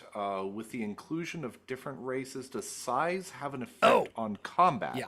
Mostly asking about speed, dodging, and hiding, etc. Yes, it does, but it probably won't affect player character races. Player character races are all designed to be medium. So yes, an ogre is big, but size-wise, he's still considered medium. But yes, size does come into effect. Mostly what it means is if you're fighting a bigger thing, and it's got to be significantly bigger, your combat maneuver costs are more expensive to use against them. Like trying to knock something prone that is much bigger is going to be harder to do. And also they tend to have more lethality levels, so they're harder to kill generally. And they generally have a longer reach as well. But again, it depends on the situation. So yeah, size is an issue, but again, it's not Pathfinder, right? It's not. Was it Pathfinder that did sizes, or was it D&D? I can't remember. I don't get too much in the weeds with quantifying each specific category. It's more of a general thing. But yes, there are rules that are. It was both. They both did that. I'm pretty sure. Where it's like huge, gargantuan, large, etc. Yeah. Okay. Cool. Faharbex, PHRbex, question. Any parallel between Broken Empires and the Adventure Conquer King system concerning bastions and conquering regions? No. Just because I haven't done any kind of domain management system at all. As much as I'd love to. And there was talk of doing this as part of the game, but it's not going to happen. That doesn't mean I don't love those systems, and it doesn't mean that I'm not also working on something for the future. But currently, no. Axe handles it really well. Axe is a really good game. But no. There's nothing. Nothing. Does age have any effect in character creation, like in Dragonbane? Does Dragonbane have age? I don't know if Dragonbane does, but for Forbidden Lands does. Forbidden Lands has age considerations. I don't have any age considerations. Wow, look, something I missed. Look at that. Game's ruined, guys. That's it. Kickstart, cancel Pack it. it up. It's not too late to cancel it. The age. It's a good question. It is a good question. The age thing came out of mostly the fact that you're building a character. The default assumption is kind of a lot like Old RuneQuest, where you're building a character that's designed to be kind of in the prime of their lives. You don't have to. There's nothing saying that you absolutely have to. But to be honest, I have not built in any aging rules yet. And that's something I could easily do. In fact, now that I see that question, it's probably something I should do, because what if someone does want to play an older character? And there's ways to model that, which are not hard to do. So I will put that on the to-do list. I have ideas about that I will not say now because that would be. We'll talk about it later, Trevor. Sure. We'll talk about it later. Sure. Yeah, a lot of the inspiration for the core presentation of the Broken Empires is very much modeled on RuneQuest, and a lot of those assumptions bleed through as well. And that's one of those assumptions from RuneQuest that bleeds through, this idea that you're typically making characters that are young, hale, hearty, and hardy, and Their prime. the prime of their life. Yeah. Mhm. Oh, Marcus says Dragonbane does have 3 age categories. Okay, that's cool. I've only played it solo on the channel. I love Dragonbane. It's so much fun. So much fun. I'd love to run it. They just sent me, actually. Free League just sent me this. This is the Path of Glory campaign for this looks awesome, actually. So awesome. I'm going to have to do a video on this once I get a chance to, look at it in any kind of detail, but pretty cool. Pretty cool stuff. Love that company. Free League. Love them. Vincent, are there mounts for travel and combat naval fights? Naval fights, yes. Mounts for travel and combat, yes. That's accounted for in both cases. Baby don't hurt me meme guy. Old man with crazy muscles. What are you talking about? I will Google that. Oh, Carpe Poulet. That's Ian. Hey, buddy. Age has been a problem for a lot of games regarding Traveler. Everyone is 70 years old. That is what we always found in our Traveler games, because you could just keep going until decrepitude started to mess you up. But with technology, you could, if you had money, you could pay. So our first few parties crew in Traveler, they were all these bitter old men who were like vice admirals of the fleet, who for some reason were now on this little tramp ship going around trying to pay its mortgage. It was like, what the fuck? That's funny. But it was hilarious. The age, that was the opposite problem, where Traveler, everybody was a bunch of grumpy old men with guns. Mm-hmm. Alistair Smith, yes, I know RuneQuest also has rules for age and aging, but the assumption when you're making the character, especially in RuneQuest 3, which is I'm mostly familiar with, was that you were going to be young and such. But, tyranny of the young. We can't have that. Let's age up those characters, boys. Samurai Knight, Acts 2 Treasure Tome just hit 75K on Kickstarter. Would recommend it for those who want unique and cool items for your fantasy games, too. Yep. I'm always a supporter of that game. I've never actually played Acts, but I've read it many times and I've wanted to run it, like everything else on the shelf. But, yes. Okay. Let's talk, let's talk more about other stuff. What can we talk about that doesn't give anything away, that we're, for some reason, not wanting to give anything away? I don't know why we want to keep anything now. We're at the end of the Kickstarter. There's no more secrets. There's no more secrets here. Why don't we talk a little bit about the what's going to happen between now and, say, our target delivery date? That is a great idea. Take it away. Well, I know a lot of people have been, are chomping at the bit to get something in their hands. We've received so many requests for starter rules or a quick play or something Play that can test be packets. We hear you. We hear you loud and clear. We are not gatekeeping anything here. We really aren't. But we do have a rollout. We are planning on, we're targeting delivery of all rewards and all add-ons in October of 2025. Now, that does not mean that you all are going to have to sit there waiting for a year for anything to come. That is not the case at all. We've been discussing this at length. So I will drop these things. We know that we are trying to get the final rule books and adventures, all of the things that need to be written, designed, edited, proofread. All of that is intended to get out to our manufacturer. We're looking at March of next year. So the next few months for us are going to be very intense. We're going to be designing, working with our artists and our writers and our proofreaders and editors and so forth. And Trevor gets to creative direct all of these pieces. So we are going to be working very, very fast and furious to get all this stuff done. One of the things that was unlocked during the Kickstarter, of course, was our Foundry VTT integration. So we're super excited about that. And we've in that deliverable, which we're really excited to finish, there are a lot of pieces, a lot of components to that integration. So everything from the core rulebook to the adventures and to the contents of the starter set. So our intent is to release things to the backers well before October 25th, kind of in a phased release schedule. And Carson, maybe I'll turn it over to you a little bit, because the Foundry VTT is going to be one of the early ways for people to be able to experience the Broken Empires while we're waiting for these printed books to be produced and delivered to us. So maybe we can talk a little bit about the Foundry rollout. Absolutely. And of course, put the little TM disclaimer on it and say subject to change and all that, right? But the current plan is, when you look at developing these things, we can either, and these things I mean Foundry, as soon as that book is ready, and even probably before it's ready, before the editing is done, and once the system and the core concepts are fully finalized and put into words, work can begin on that. And it would be a little less fun if that took until October to finish, and then all of a sudden the gates open and you can do something with that in October.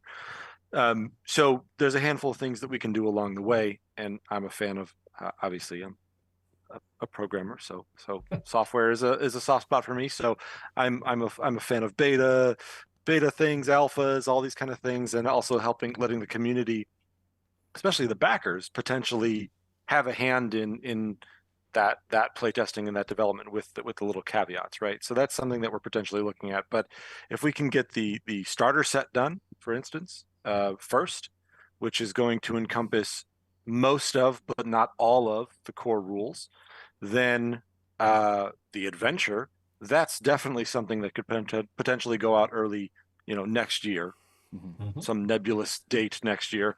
And that would be potentially open for backers and people to give their feedback on as we continue to, should it look like this, all that kind of stuff. You guys play Foundry, you know what it needs to look like, what you like and you don't like. So that feedback's invaluable in creating a product that really is something that you want to.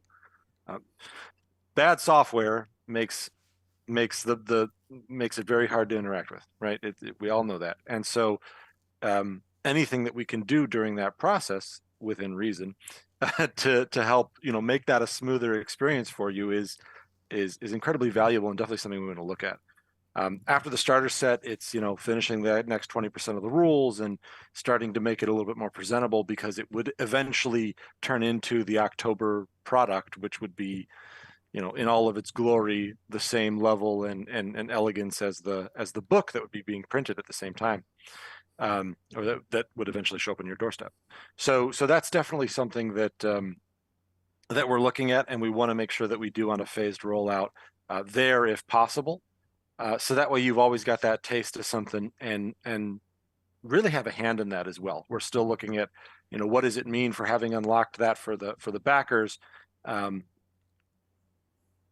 I just saw Marcus. You said, how can we get on playtesting? Yeah, that's a great question. It's something that we're gonna have to answer, but it's definitely one that we're starting to answer now. It's just gonna have to get socketed in with a longer term strategy to make sure that we're not providing that too soon, right? We're providing that at the right time, and also that it's done appropriately. So we're making sure that we snag all the data that we need to get an idea of who was an original backer, who was on Kickstarter, all that kind of stuff. So when something like that is viable, that'll definitely be something that we're going to look at as to how can we include the community in that, because I think that's why we play these kind of games, right? It's for community. So why should that stop on the digital table?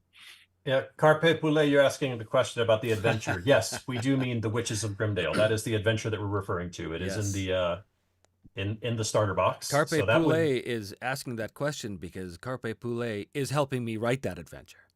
I see. It is a loaded question. Is that Ian? That's Is it. Yeah. Loaded question. All right. You sucker punched me, Ian. Nice. But yes, that is. The idea here is that quick start rules, the Witches of Grimdale, will probably be among the first deliverables sometime in the first half of 2025, well before the physical items are printed and delivered to everyone. So yeah, we are hoping that 2025 is going to be a series of gifts that arrive either in your inbox or at your doorstep, and it should be really exciting. We're super excited to deliver all of these things for you guys. But I will say, I am the guy that along with Trevor, that cracks the whip. We will not compromise on quality. I can tell you that right now. This is not a race. This is this is also not, it's a very Texas thing I'm about to say here. This is not our first rodeo either when it comes to producing books and software and things. So we are holding all of our contractors and vendors and to a very, very high standard. We are not going to compromise on quality at all, guys. I couldn't sleep knowing that we didn't deliver an A+ product, and none of us could. That's something that Trevor has been very adamant about since the beginning.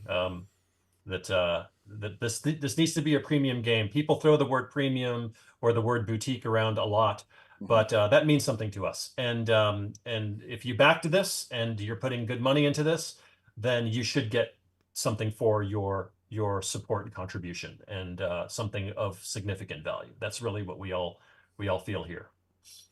Yeah, and conversely, the more time we take to make the product better, the more time it's going to take for us to get it to you. Much as there's that spectrum between speed of play and detail of resolution, so there is a quality of product and time it takes. What's that old phrase? Yeah. They say there's 3 things: fast, cheap, or good. Pick any 2. Yeah. Mm-hmm. So that's so as much as I would love to say, like our target date is still October 2025. Totally. But totally. As we kept unlocking more and more of these stretch goals and more of the totality of the project sort of became a real thing, I looked at that and went, well, okay, I don't want to have a heart attack in January because we're nowhere near the. So it might not be October, maybe it'll be sooner. It's possible. Might be later. But it's not. You're not going to be waiting for 5 years to get your book. It's not going to be anything like that. I promise you. My goal is to get this book into your hands as quickly as possible. But as Nav says, mistakes drive me nuts. And if we shipped a product that had mistakes in it that I don't catch because I was in too much of a rush to get it out to you, that would drive me crazy. So he would physically implode into another dimension. Yes. Out of pure rage. Yes, exactly. Quick question here. So talking about weaponry, are the weapons standard medieval Europe fare, or is there more exotic weaponry with its own special stuff? Well, currently the world is very heavily influenced by Europe, North Africa, Middle East kind of culture-ish kind of thing. So it's all very in line with that. There is talk of Onomaru, which is the lands to the far east, which is, of course, and that's sort of an analogy, or not analogy, what's the word I'm looking for? It's like a analog? An analog, thank you. An analog for, Shogun-era Japan and Imperial China and stuff like that. But that's for another time. I will get to that. And there could be other things out there, too. There could be all kinds of other things out there, too. Something that we have not talked about, actually, in any stream, but I'm going to do so now, is something called the Shroud. So there is a spot in the Broken Empires to the east of the Great Mountains that separates the Red Wastes from the rest of the empires. There is a gargantuan area called the Shroud. And what is the Shroud? The Shroud is a series of petty kingdoms and baronies that 1,000 years ago vanished from the Broken Empires overnight. And the entire area in which the Shroud existed, all of those baronies and kingdoms and such, were covered by like this impenetrable fog that no one could get through. Just gone. What this was an early experiment for what eventually would go on to become the Iron Veil that separates the Ironlands from the Broken Empires. For those of you who weren't following in the show, the idea was that the Ironlands, which is Sean Tompkins' creation, and he has a game called Ironsworn, which I used in season 2 of my show, and he has allowed me to reference the Ironlands in the Broken Empires, so I'm doing so. The idea was that the Ironlands was this northern, almost Scandinavian kind of feeling, like Viking kind of landmass to the far north that was literally cut off from the world because way, way, way back in history, 1,000 years ago or whenever it was, all of the empires got together and basically said, we need to do something with all of our criminal scum. I know. Why don't we ship them off to this colony? So it's basically Fantasy Australia, except it's way up north. And what they did was, in order to make sure that these criminal scum never get back, like in order to ensure that the Ironlands is a prison, we're going to create magically something called the Iron Veil, which is literally going to cut the Ironlands off from our world. Well, they had to experiment first, and that's what the Shroud was. The Shroud was basically a failed experiment by these archmages who were trying to test the Iron Veil. Something went horribly wrong. They said, that's good enough, and then they put up the Iron Veil and all kinds of weird. But recently, like in the last year, the Shroud has lifted. And now this area, this gargantuan expanse of utter wilderness, seized from the fabric of time and then deposited back into reality, is just lying there in wait for adventurers like you to explore. So that's cool. And yes, it is heavily influenced by Forbidden Lands, by the setting up there with the Blood Mist. Yes, I love that so much. I was like, how can I use the essence of this in my own game? But honestly, the bigger part was that I looked at the Broken Empires and I thought, you know what's missing from this map? Unexplored area. The last thing I wanted was a fantasy world where everybody had already been everywhere. I was like, that's no fun. I want Here Be Dragons. I want areas where the players can find out for themselves that's completely unique to each game table. So hence the Shroud was born. Anyway, that is that. Oh, where are we here? Alistair Smith asks a really good question up here. He says, how do you see the longer term support and plans for the system going? He says, considering the hugely successful Kickstarter, I'm hoping you have big plans for the future too. Yeah. Yes, big plans. This is not a one-off. Now that we've seen how successful the Kickstarter's been and how excited people seem to be about the game, I couldn't possibly just walk away from it. For me, this is the beginning of a much greater enterprise. For me, this is... I don't even know how to explain it. I have so many ideas about things I want to bring to the game that the idea of just walking away now just makes no sense. Like, I want to detail more of the world. I want to eventually have like advanced players guides or advanced GM guides or whatever with all the stuff that I'm learning as we go, or that, you know, the audience is learning and submits to me, or whatever. I don't know what form it's going to take, but there's so much out there already. I'm seeing ideas that people are talking to me about, and I'm like, oh, that could be really cool. So we'll see what happens, right? We'll see what kind of development happens. I don't want to do too much of a top-down development on the world itself, because I don't want to I want to give you enough detail that you have something to work with, but not so much that it restricts you in your own games. So when I talk about doing world supplements, I definitely want to, and I definitely want to give a bunch of usable tools, but it's just that I don't want to give like super and hyper. I don't want to give super detailed maps of every possible location with really specific names of every single person or every single leader, because while that's super useful in some cases, like in Harn, that's how Harn is designed. Harn is fantastic because if you need to know what is the name of the Cooper at the end of the village, oh, and how many kids has he got? Boom. There it is. You know it. I don't want to get into that level of detail, mostly because I don't have time. Second of all, that can be restrictive to some people who want more freedom.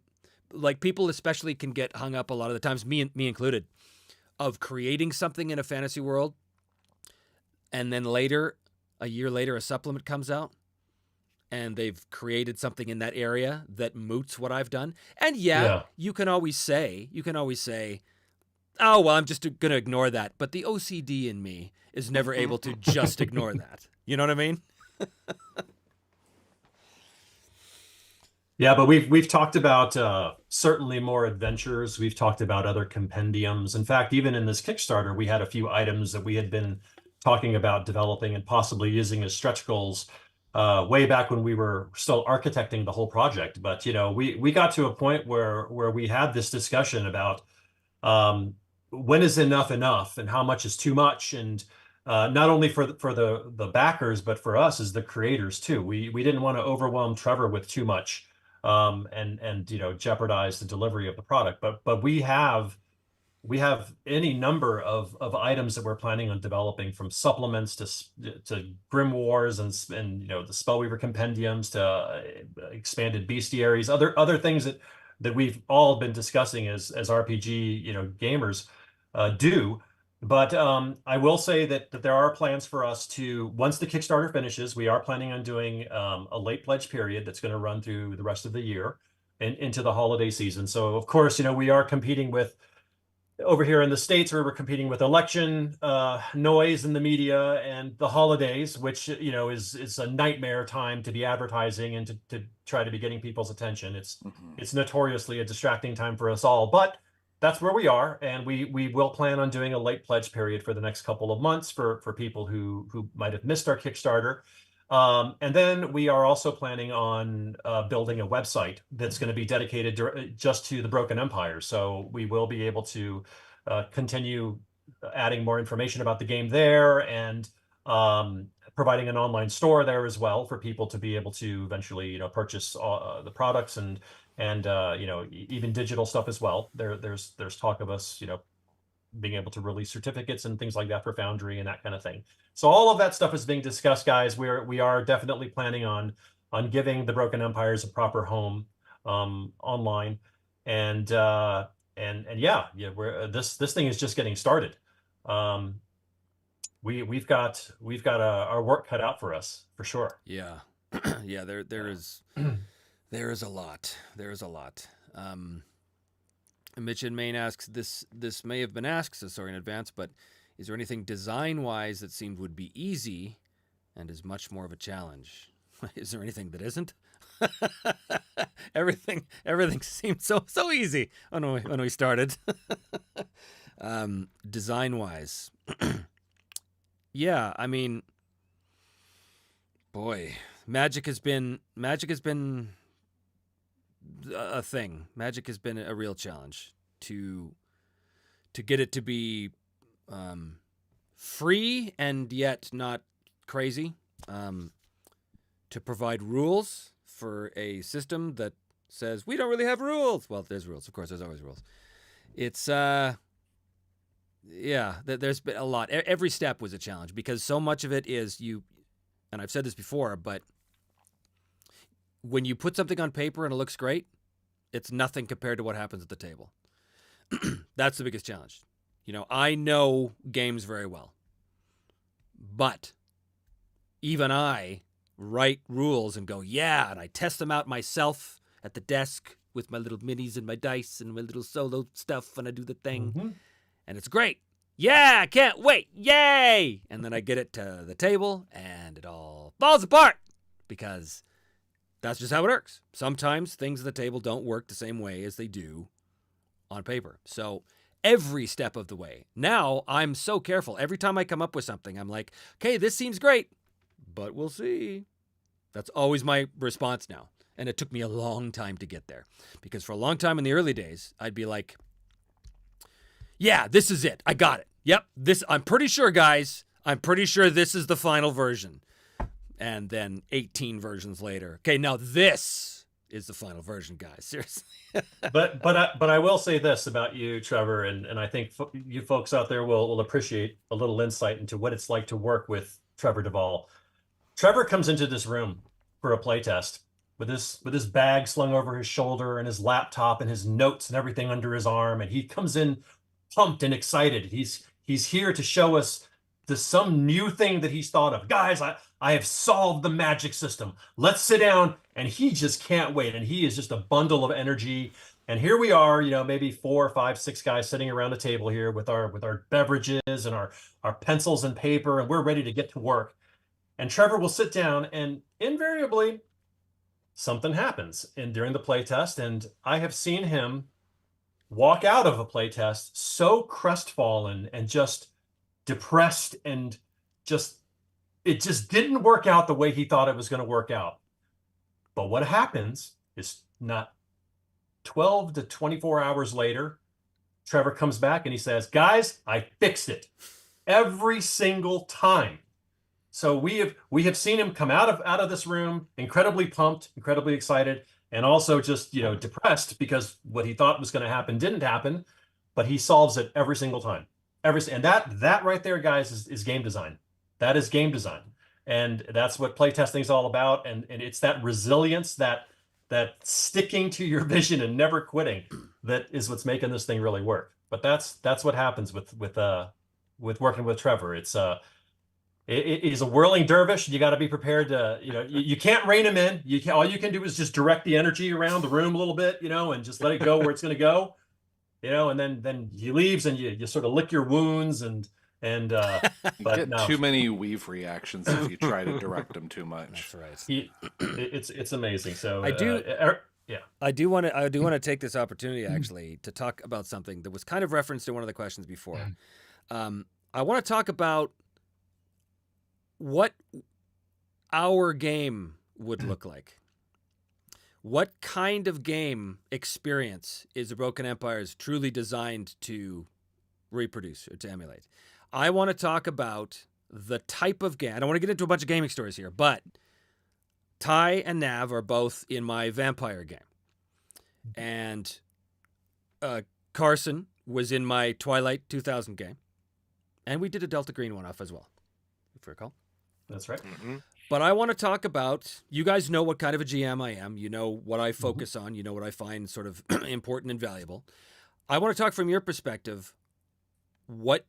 If you could describe the type of game that is supposed to come out of the Broken Empires, the feeling or the experience, the type of experience, whatever, however you want to phrase that, what would that be? Because I think that's something that no one's really asked about, or maybe even thought to ask about. But I'd be curious to hear, and I think perhaps the listeners would be curious to hear, what is the overall feel or quality of gameplay or style or whatever. Just be curious.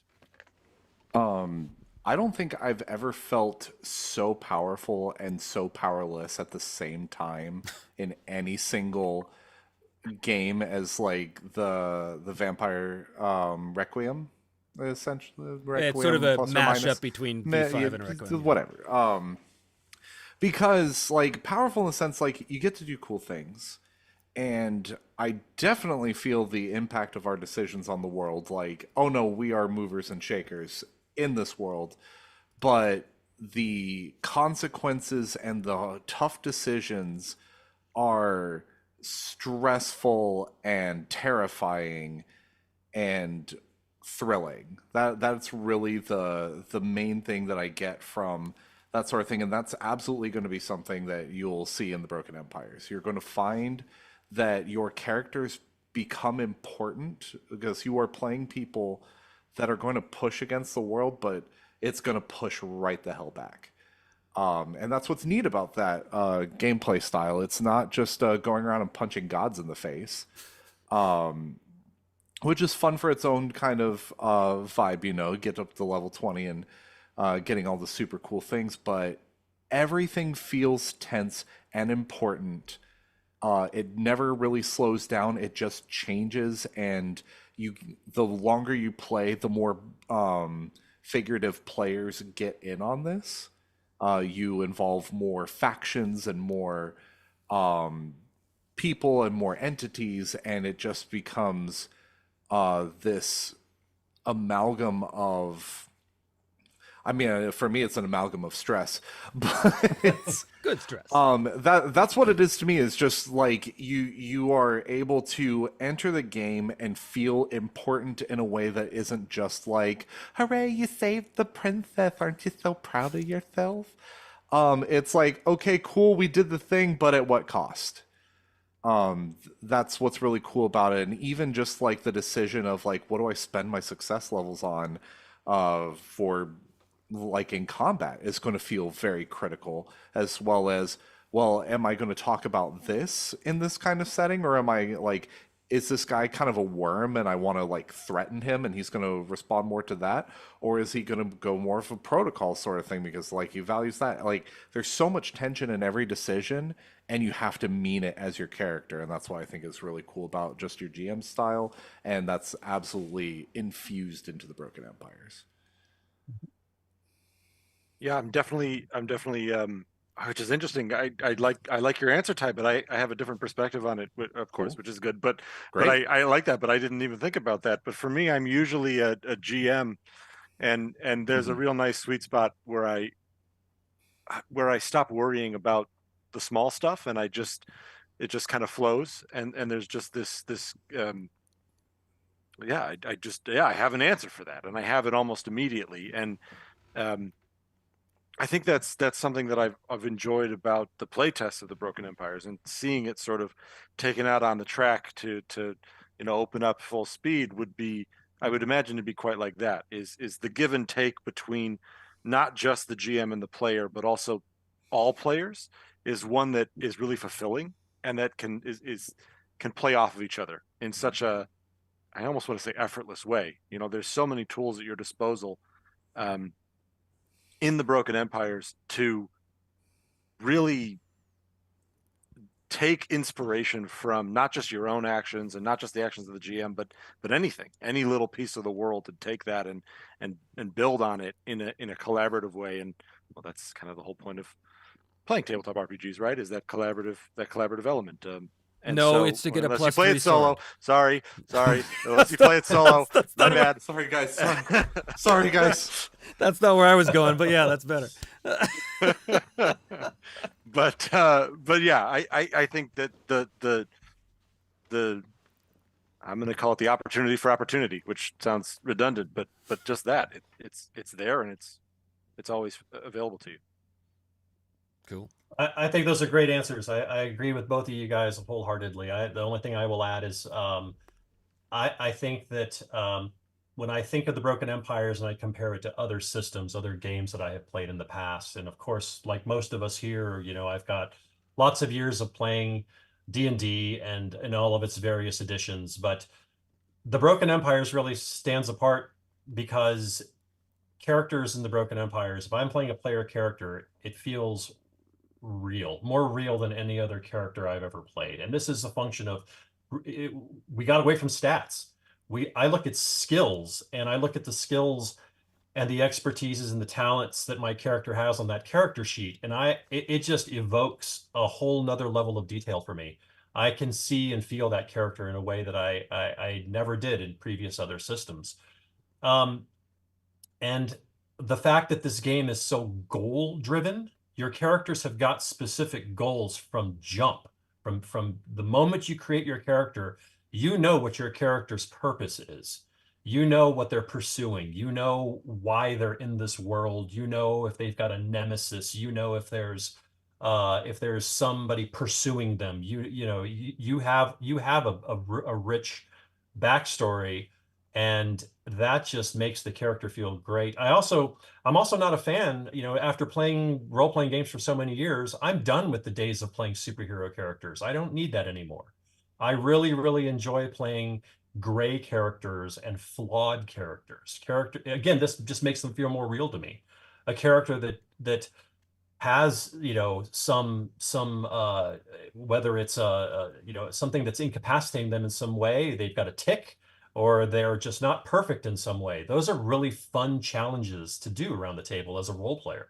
It's you're a part actor, and you get to really lean into a character that's flawed and struggling with things. And this is one of the things that Trevor built in with his personality chart at the very top of the character sheet. If you ever get into a situation in the Broken Empires with your character where you're not sure what the wrong or right thing is to do, or what your character would actually decide in that moment, not what Nav would do, but what would this character do? Um, you can refer to this chart, and this chart will give you by a quick roll of the dice, it'll tell you what your character has decided to do about a very difficult choice.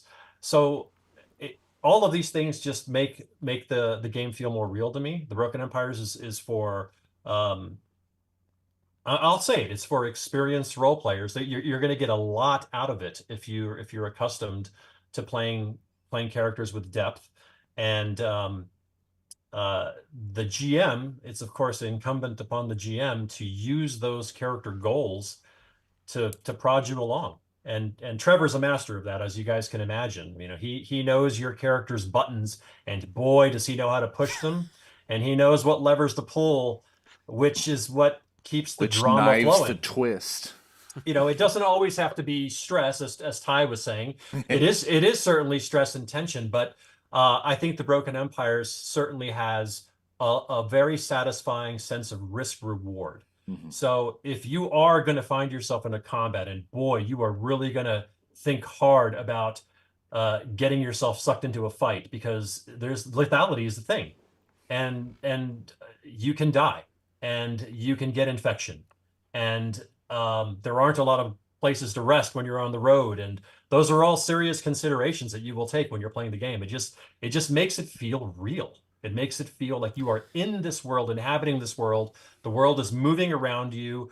NPCs and the world around you is evolving behind the scenes, and you get to break away from the real world that we live in today, and just for these hours, you get to enjoy being in the Broken Empires, and really having an influence on that whole universe. I love it. It's that's what really has got me hooked on this game, is the realism, the goals driven aspect of it, and the risk reward and consequences. Nav and Carson, you guys played. Basically, we did a test of the travel system, the three of us. Remember? And that was that was back a few months, so it's come a long way since then. But the goal of the travel system, then as now, is to make the players feel like they've been on a journey, like they've experienced things, like so. You know, again, this is a while ago, but do you remember anything about that experience? You can tell the kids at home. Yeah. I was let Nav go first. Do we want No. Go ahead. No, it was. I mean, I think to date, that's probably my favorite playtest that we've done, just conceptually, because travel is, and I think we've mentioned this a little bit before, at least touched on it. Travel has never been something that I've personally played in a game that, and maybe I just needed to play more games, but I have the Broken Empire, so now I don't need to. But travel was the attention to detail and the care that goes into travel. It's, I think when we talk about social conflict and all the conflict arenas, the combat makes sense. Sure, social is a logical extension of that, and one that is very well included. But travel gets left out often, and it felt like a journey, and that was, I think, what at the end of it, that was what was so exciting. There were these moments of, oh man, we're almost out of gear, we're almost out of provisions. What do we do? How do we tackle the next leg? Do we try to there was a discussion about that. There was a real, as if we had set out on the road yesterday and been walking the whole day, right? There was a discussion about how do we survive and get to the end, and even just bringing that in and having that be such an important part of that session, and at the end of it, to then, I think we came out of it, I think, relatively unscathed, all things considered, because we made those decisions up front and we had those conversations. So if you don't have those decisions and you just traipse right through the dark woods, sure, okay, good luck, have fun, but you might need to go around it, right? You might need to make those decisions, and to have that all kind of be baked into that process was not only eye-opening, but it was from a mechanics standpoint, but it was just really fun. It felt great to do and to play and to navigate through. Cool. The boys over at Black Lodge want to know, are the adventures you've made for the Broken Empire sandboxes are more linear in nature? Well, we haven't finished them yet, but it is likely that the starter box adventure will be more on the linear side than the sandbox thing, just because to do a proper sandbox thing is a much, much bigger scope than what I can include in the starter adventure. The starter adventure is designed to introduce you to some of the core aspects of the game. And while one of the core aspects of my style is to allow the players to do whatever they want, in a one-shot, which is essentially what this is, you have to have a more tighter focus, a more narrow focus. And so that's going to naturally lean to a more linear thing. But obviously, we know the perils of going on a railroad and all that stuff. So we're working on that, though, because right now, Carpe Pule, who's in the chat right now, he's the one helping me with this adventure. And we're very careful about, even though it's a linear adventure or more linear adventure, we still want to make sure that the players are free to choose whatever they want and to ensure that those choices have consequences. That's the biggest deal. Luckily, we can build that in using the various conflict mechanics we have in the game, social and travel and all that kind of stuff. So I'm not too worried about it, but yeah, it will lean more so to the linear side of things. You know, when you're talking about an adventure, you're either really talking about a one-shot or you're talking about like an open world thing, right? I mean, because, you know, if you look at the old adventures of old, well, no, you know what? I take that back. Now that I've said that, I take that back. Because I'm thinking about, like, if you looked at Keeping the Borderlands, for example, that was a sandbox. It was a limited scope sandbox, but it was a sandbox. It was, here's the castle, here's all the caves, here's the dungeon. That's it. That's all you know. There was no story, there was no narrative, nothing. It was just, here's an area, go, do what you will. There's no right way to do it. There's no plot. There's no, and then this happens, and then this happens. There was none of that.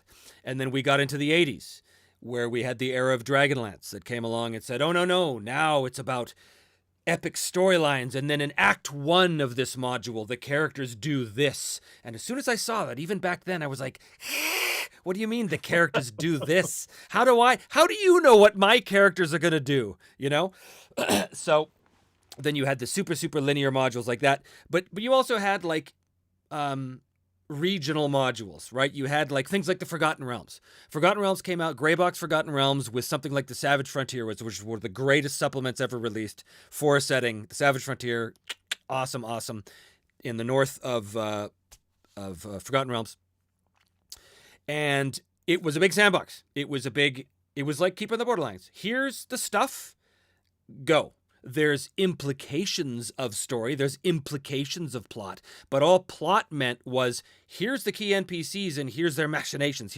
Here's what they're planning on doing, and here's how they might intersect, and here's how they might intersect with maybe what the players are doing.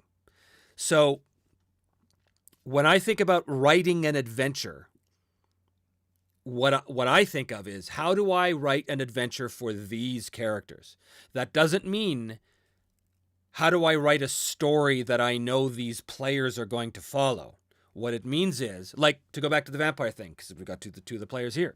When I write, quote unquote, an adventure for that, and this does come back into how I'm writing the adventure for Broken Empires, but when I write an adventure for vampire, all I do is I look at what the players have done in the previous session, and I look at all the factions that they've pissed off, and I look at the factions that they've reached out to or made friends with, and I look at the specific things, their goals, that the specific things they're trying to do, and I look at the specific things that the other faction members are trying to do, and I go, okay, where do any of these things intersect? Because they're going to intersect at some point. Sometimes it's a good intersection. Oh, the characters want to do this thing, and as it turns out, someone over here can be their ally because they want the same thing. Great. But that's all I know. Then I provide the information. So they say, we're looking for this. And I say, you get a phone call from this NPC who, you know, when we play out the scene or whatever, and the NPC basically says, well, you know, I'm looking to do this. And the players go, oh, well, you know what? We're trying to do this thing. Maybe we should see if we can get this person to help us. Great. And if they don't, that's fine too, because then an hour later there's another phone call from a pissed off NPC who says, "What the hell did you do last night? I'm coming to kill you!" Right? So so that's what I mean by like the world pushes, or you push against the world pushes back. So when I write an adventure, I'm writing it for the specific characters that you can't publish. I can't publish an adventure on the market for these 3 characters that I have made at this, or I've been running at this table. So therefore, what can I do? I can provide like the environment. I can provide a mini sandbox. I can say, here's a little piece of the environment. Here's the key NPCs. Here's some key things that are going to happen. But again, if you're looking at like an adventure like this, where the design is, or the intention is to give people a flavor of a taste. Sorry, guys, I'm so exhausted. I can't even think right now.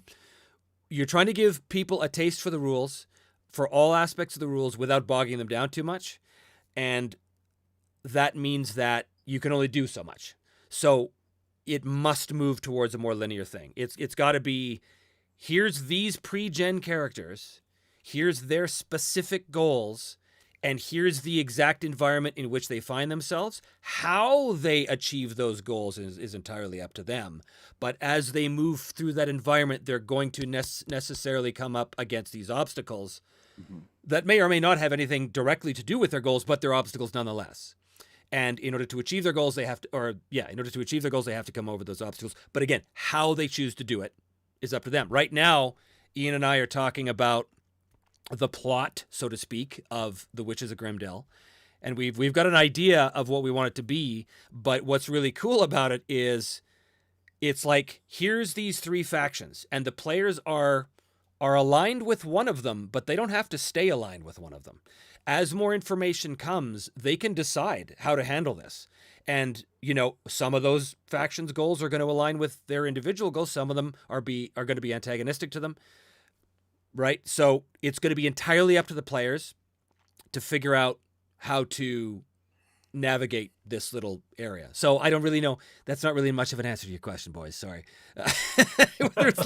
It's sort of linear and sandbox at the same time, I guess. Like I said, I'm really tired. We have a little tip from Christopher Kruger. Thank you, sir. Trevor, you're a Warhammer Fantasy Roleplay fan. What do you think about writing the Enemy Within level campaign for Broken Empires? What do I think about it? I think it sounds like a nightmare, the amount of work that would be involved. So for those of you who don't know, the Enemy Within was for good or for ill, heralded as one of the great campaigns of our time. And in many respects it was. It was for Warhammer Fantasy Roleplay, which was set in the Empire, which is kind of this early Renaissance fantasy world that's kind of like Germany, kind of like medieval Germany, Renaissance Germany. The Enemy Within was both linear and sandbox all at the same time, which is very interesting. And that didn't always work so well. In Chapter 3, Death on the Reich, it was presented as this giant sandbox where the players are given a riverboat and the opportunity to do whatever they want with that boat, whether that's trading or raiding or whatever they want up and down the River Reich. However, at the exact same time, there's also the plot happening in the background, which they may or may not interact with. And the way the adventure is written is basically, if they don't interact with this, then see if I remember this correctly, it's been a long time, but from what I recall, is that right? If they don't interact with the plot going on in the background, then it just passes them by and they suffer the consequences. Or the GM can like force events so that they interact with that plot. Now, neither of these are particularly good outcomes. And that's the inherent problem with having a sandbox at the same time as a linear story, right? Or they're kind of antithetical that way. But The Enemy Within had incredible moments to it. And then it fell apart towards the end, quite tragically. They did a redux of it for the new Warhammer 4th edition. I haven't read it or played it. I have friends that are playing it right now. I've read that it's, again, kind of doesn't really stick the landing, which is unfortunate. But to answer your question, Christopher, I think the soul of this question is, or are we going to produce a giant epic campaign for the Broken Empires? I can't see it at this point because the default and intended playstyle of the Broken Empires is to be character-driven sandbox, which is going to be wholly unique to everybody's table. So for me to say, here's a big campaign that you can play, automatically forces a narrative onto that table, which I'm trying to resist doing. It's very tempting because it's very tempting to write a big epic sprawling campaign because they're awesome. They can be if done right, but if not done right, they can be really dissatisfying. And as we've seen with the enemy within Redux, it's really hard to get it right. So I don't know. We do have something cool coming out that you can drop into your campaign. And that's the at least the current iteration and idea. Again, everything is subject to change, but the Dwarven Cataclysm is something that you can throw onto your characters to kind of like shake up the world a bit and kind of go through that. And then once they finish processing what the hell just happened, then you move forward from there. That's kind of something like it's bigger than a number of like smaller adventures, but it's not going to be as big as TEW. Not nearly. Yeah, and that's kind of Ty's baby. He approached me with this concept for what became the Dwarven Cataclysm, and I was like, "Oh, that sounds really good." Yeah, your initial concept of the Dwarven Cataclysm, Ty, is really huge, but I think we'll have to for the first section we'll have to pare it down a bit. But it's really, really cool, and it's been unlocked, so it will happen. It's going to be delivered and very excited to work on it. Yeah. There's a lot of really, really great stuff. We have Ross, who's doing the maps. He's also doing a bunch of setting material for me. That stuff, he just sent a whole section about the what we're calling Devona's Spine, which is this section of the bottom of the map, which is this big isthmus. It's really cool. It's really cool stuff. It's this haunted land that every Tikal Dondali's naval expedition that's ever landed there has just vanished, and no one knows why. And it's very cool. Great Grimdark has taken off. Thank you, sir. So the Dwarven Cataclysm is a big one. Professor Dungeon Master's Viksgrad Adventure is a big one, which I have to get back to him. He had a question for me, which I have to answer. Yeah, there's lots of stuff. Lots of good stuff. Where are we here? BLG likes your answer. Oh, yes. And Chris says, Death on the Reich is famous for PCs going completely rogue. Exactly. That's exactly what I'm saying. They tried to shoehorn in this narrative structure at the same time as presenting it as a sandbox. So what do you expect? Of course, you tell the players, go on, do anything. And then you say, what are you doing? Why are you doing anything? Well, why not do the thing you're supposed to do? So, yeah, of course. Anyway, boy. You know what I'm going to do? I'm going to run this ad for James RPG art now. So stand by, everyone. This is a great artist. He's a patron of mine. You should become a patron of his. He provides awesome art and motion art for stuff you can use in your games. Check it out. Here we go. Beyond the veil of mist, where sunlight is a fading memory, lies the land of Barovia. Your journey begins here. Darkness surrounds you. Your steps are swallowed by the forest. The wolves howl, a warning. At the heart of this cursed land stands the Dark Lord Strahd. His shadow stretches across Barovia, cold and unforgiving. These are no ordinary lands. Every stone, every whisper, every drop of blood tells a story. What will yours be? James's RPG art brings Barovia to life, each scene a window into the torment and beauty awaiting your players. Will you survive the curse of Strahd, or will Barovia claim you? Visit James's RPG art on Patreon. Make Ravenloft more than just a story. Make it an experience. Okay, we're back. We're back. We are running on time here. 2 hours, 24 minutes this stream. I've completely lost my voice. How we doing on the old Kickstarter? 11 hours to go. That's incredible. Can't believe. 3,000 since the stream started, so Nice. That's amazing. I'm scanning the horizon for the Eagles to come and scoop us up. For the taste of strawberries. It's hard to believe. It's hard to believe that why it seems like just a month ago we were launching a Kickstarter. I would do it all over again, guys, in a heartbeat. Yeah, for sure. I got more spreadsheets to make, so This is there's nothing I'd rather be doing. This is so much fun. Yes. It's exhausting, but you know. It is, and I'm sure this will not be the last live stream that gets done. There's no reason why we can't do more of these, for sure. Of course. It would be kind of cool to update you guys, too, as to the process of the game, give you a little more details. This is as good a venue to do it as any other, I suppose. So, yeah, a lot of you Europeans have been staying up way past your bedtimes. So I think I will let you all go. Thank you, Nav and Ty and Carson, for joining me here today. This is super fun. Thanks for having us. Yeah. Yes, of course. Happy to be here. Indeed. Thank you to everybody in the chat. You guys are, especially European guys, are heading off to sleep. Thanks for staying up late with us. We are really excited that you guys are bringing Simlight and the Broken Empires into the world. We're super excited to have you guys here and be a part of this. And we're all going to look back on this crazy month of October of 2024. Many years from now, we'll look back and say, we were there. We were there when Simlight became a thing. There you go. Couldn't have said it better myself. Literally couldn't have said it or anything else. Okay, and as always, I'm going to now try and end the stream without seeming like I'm ending the stream prematurely. So thanks, everyone, and we will see you next time. Take care, guys.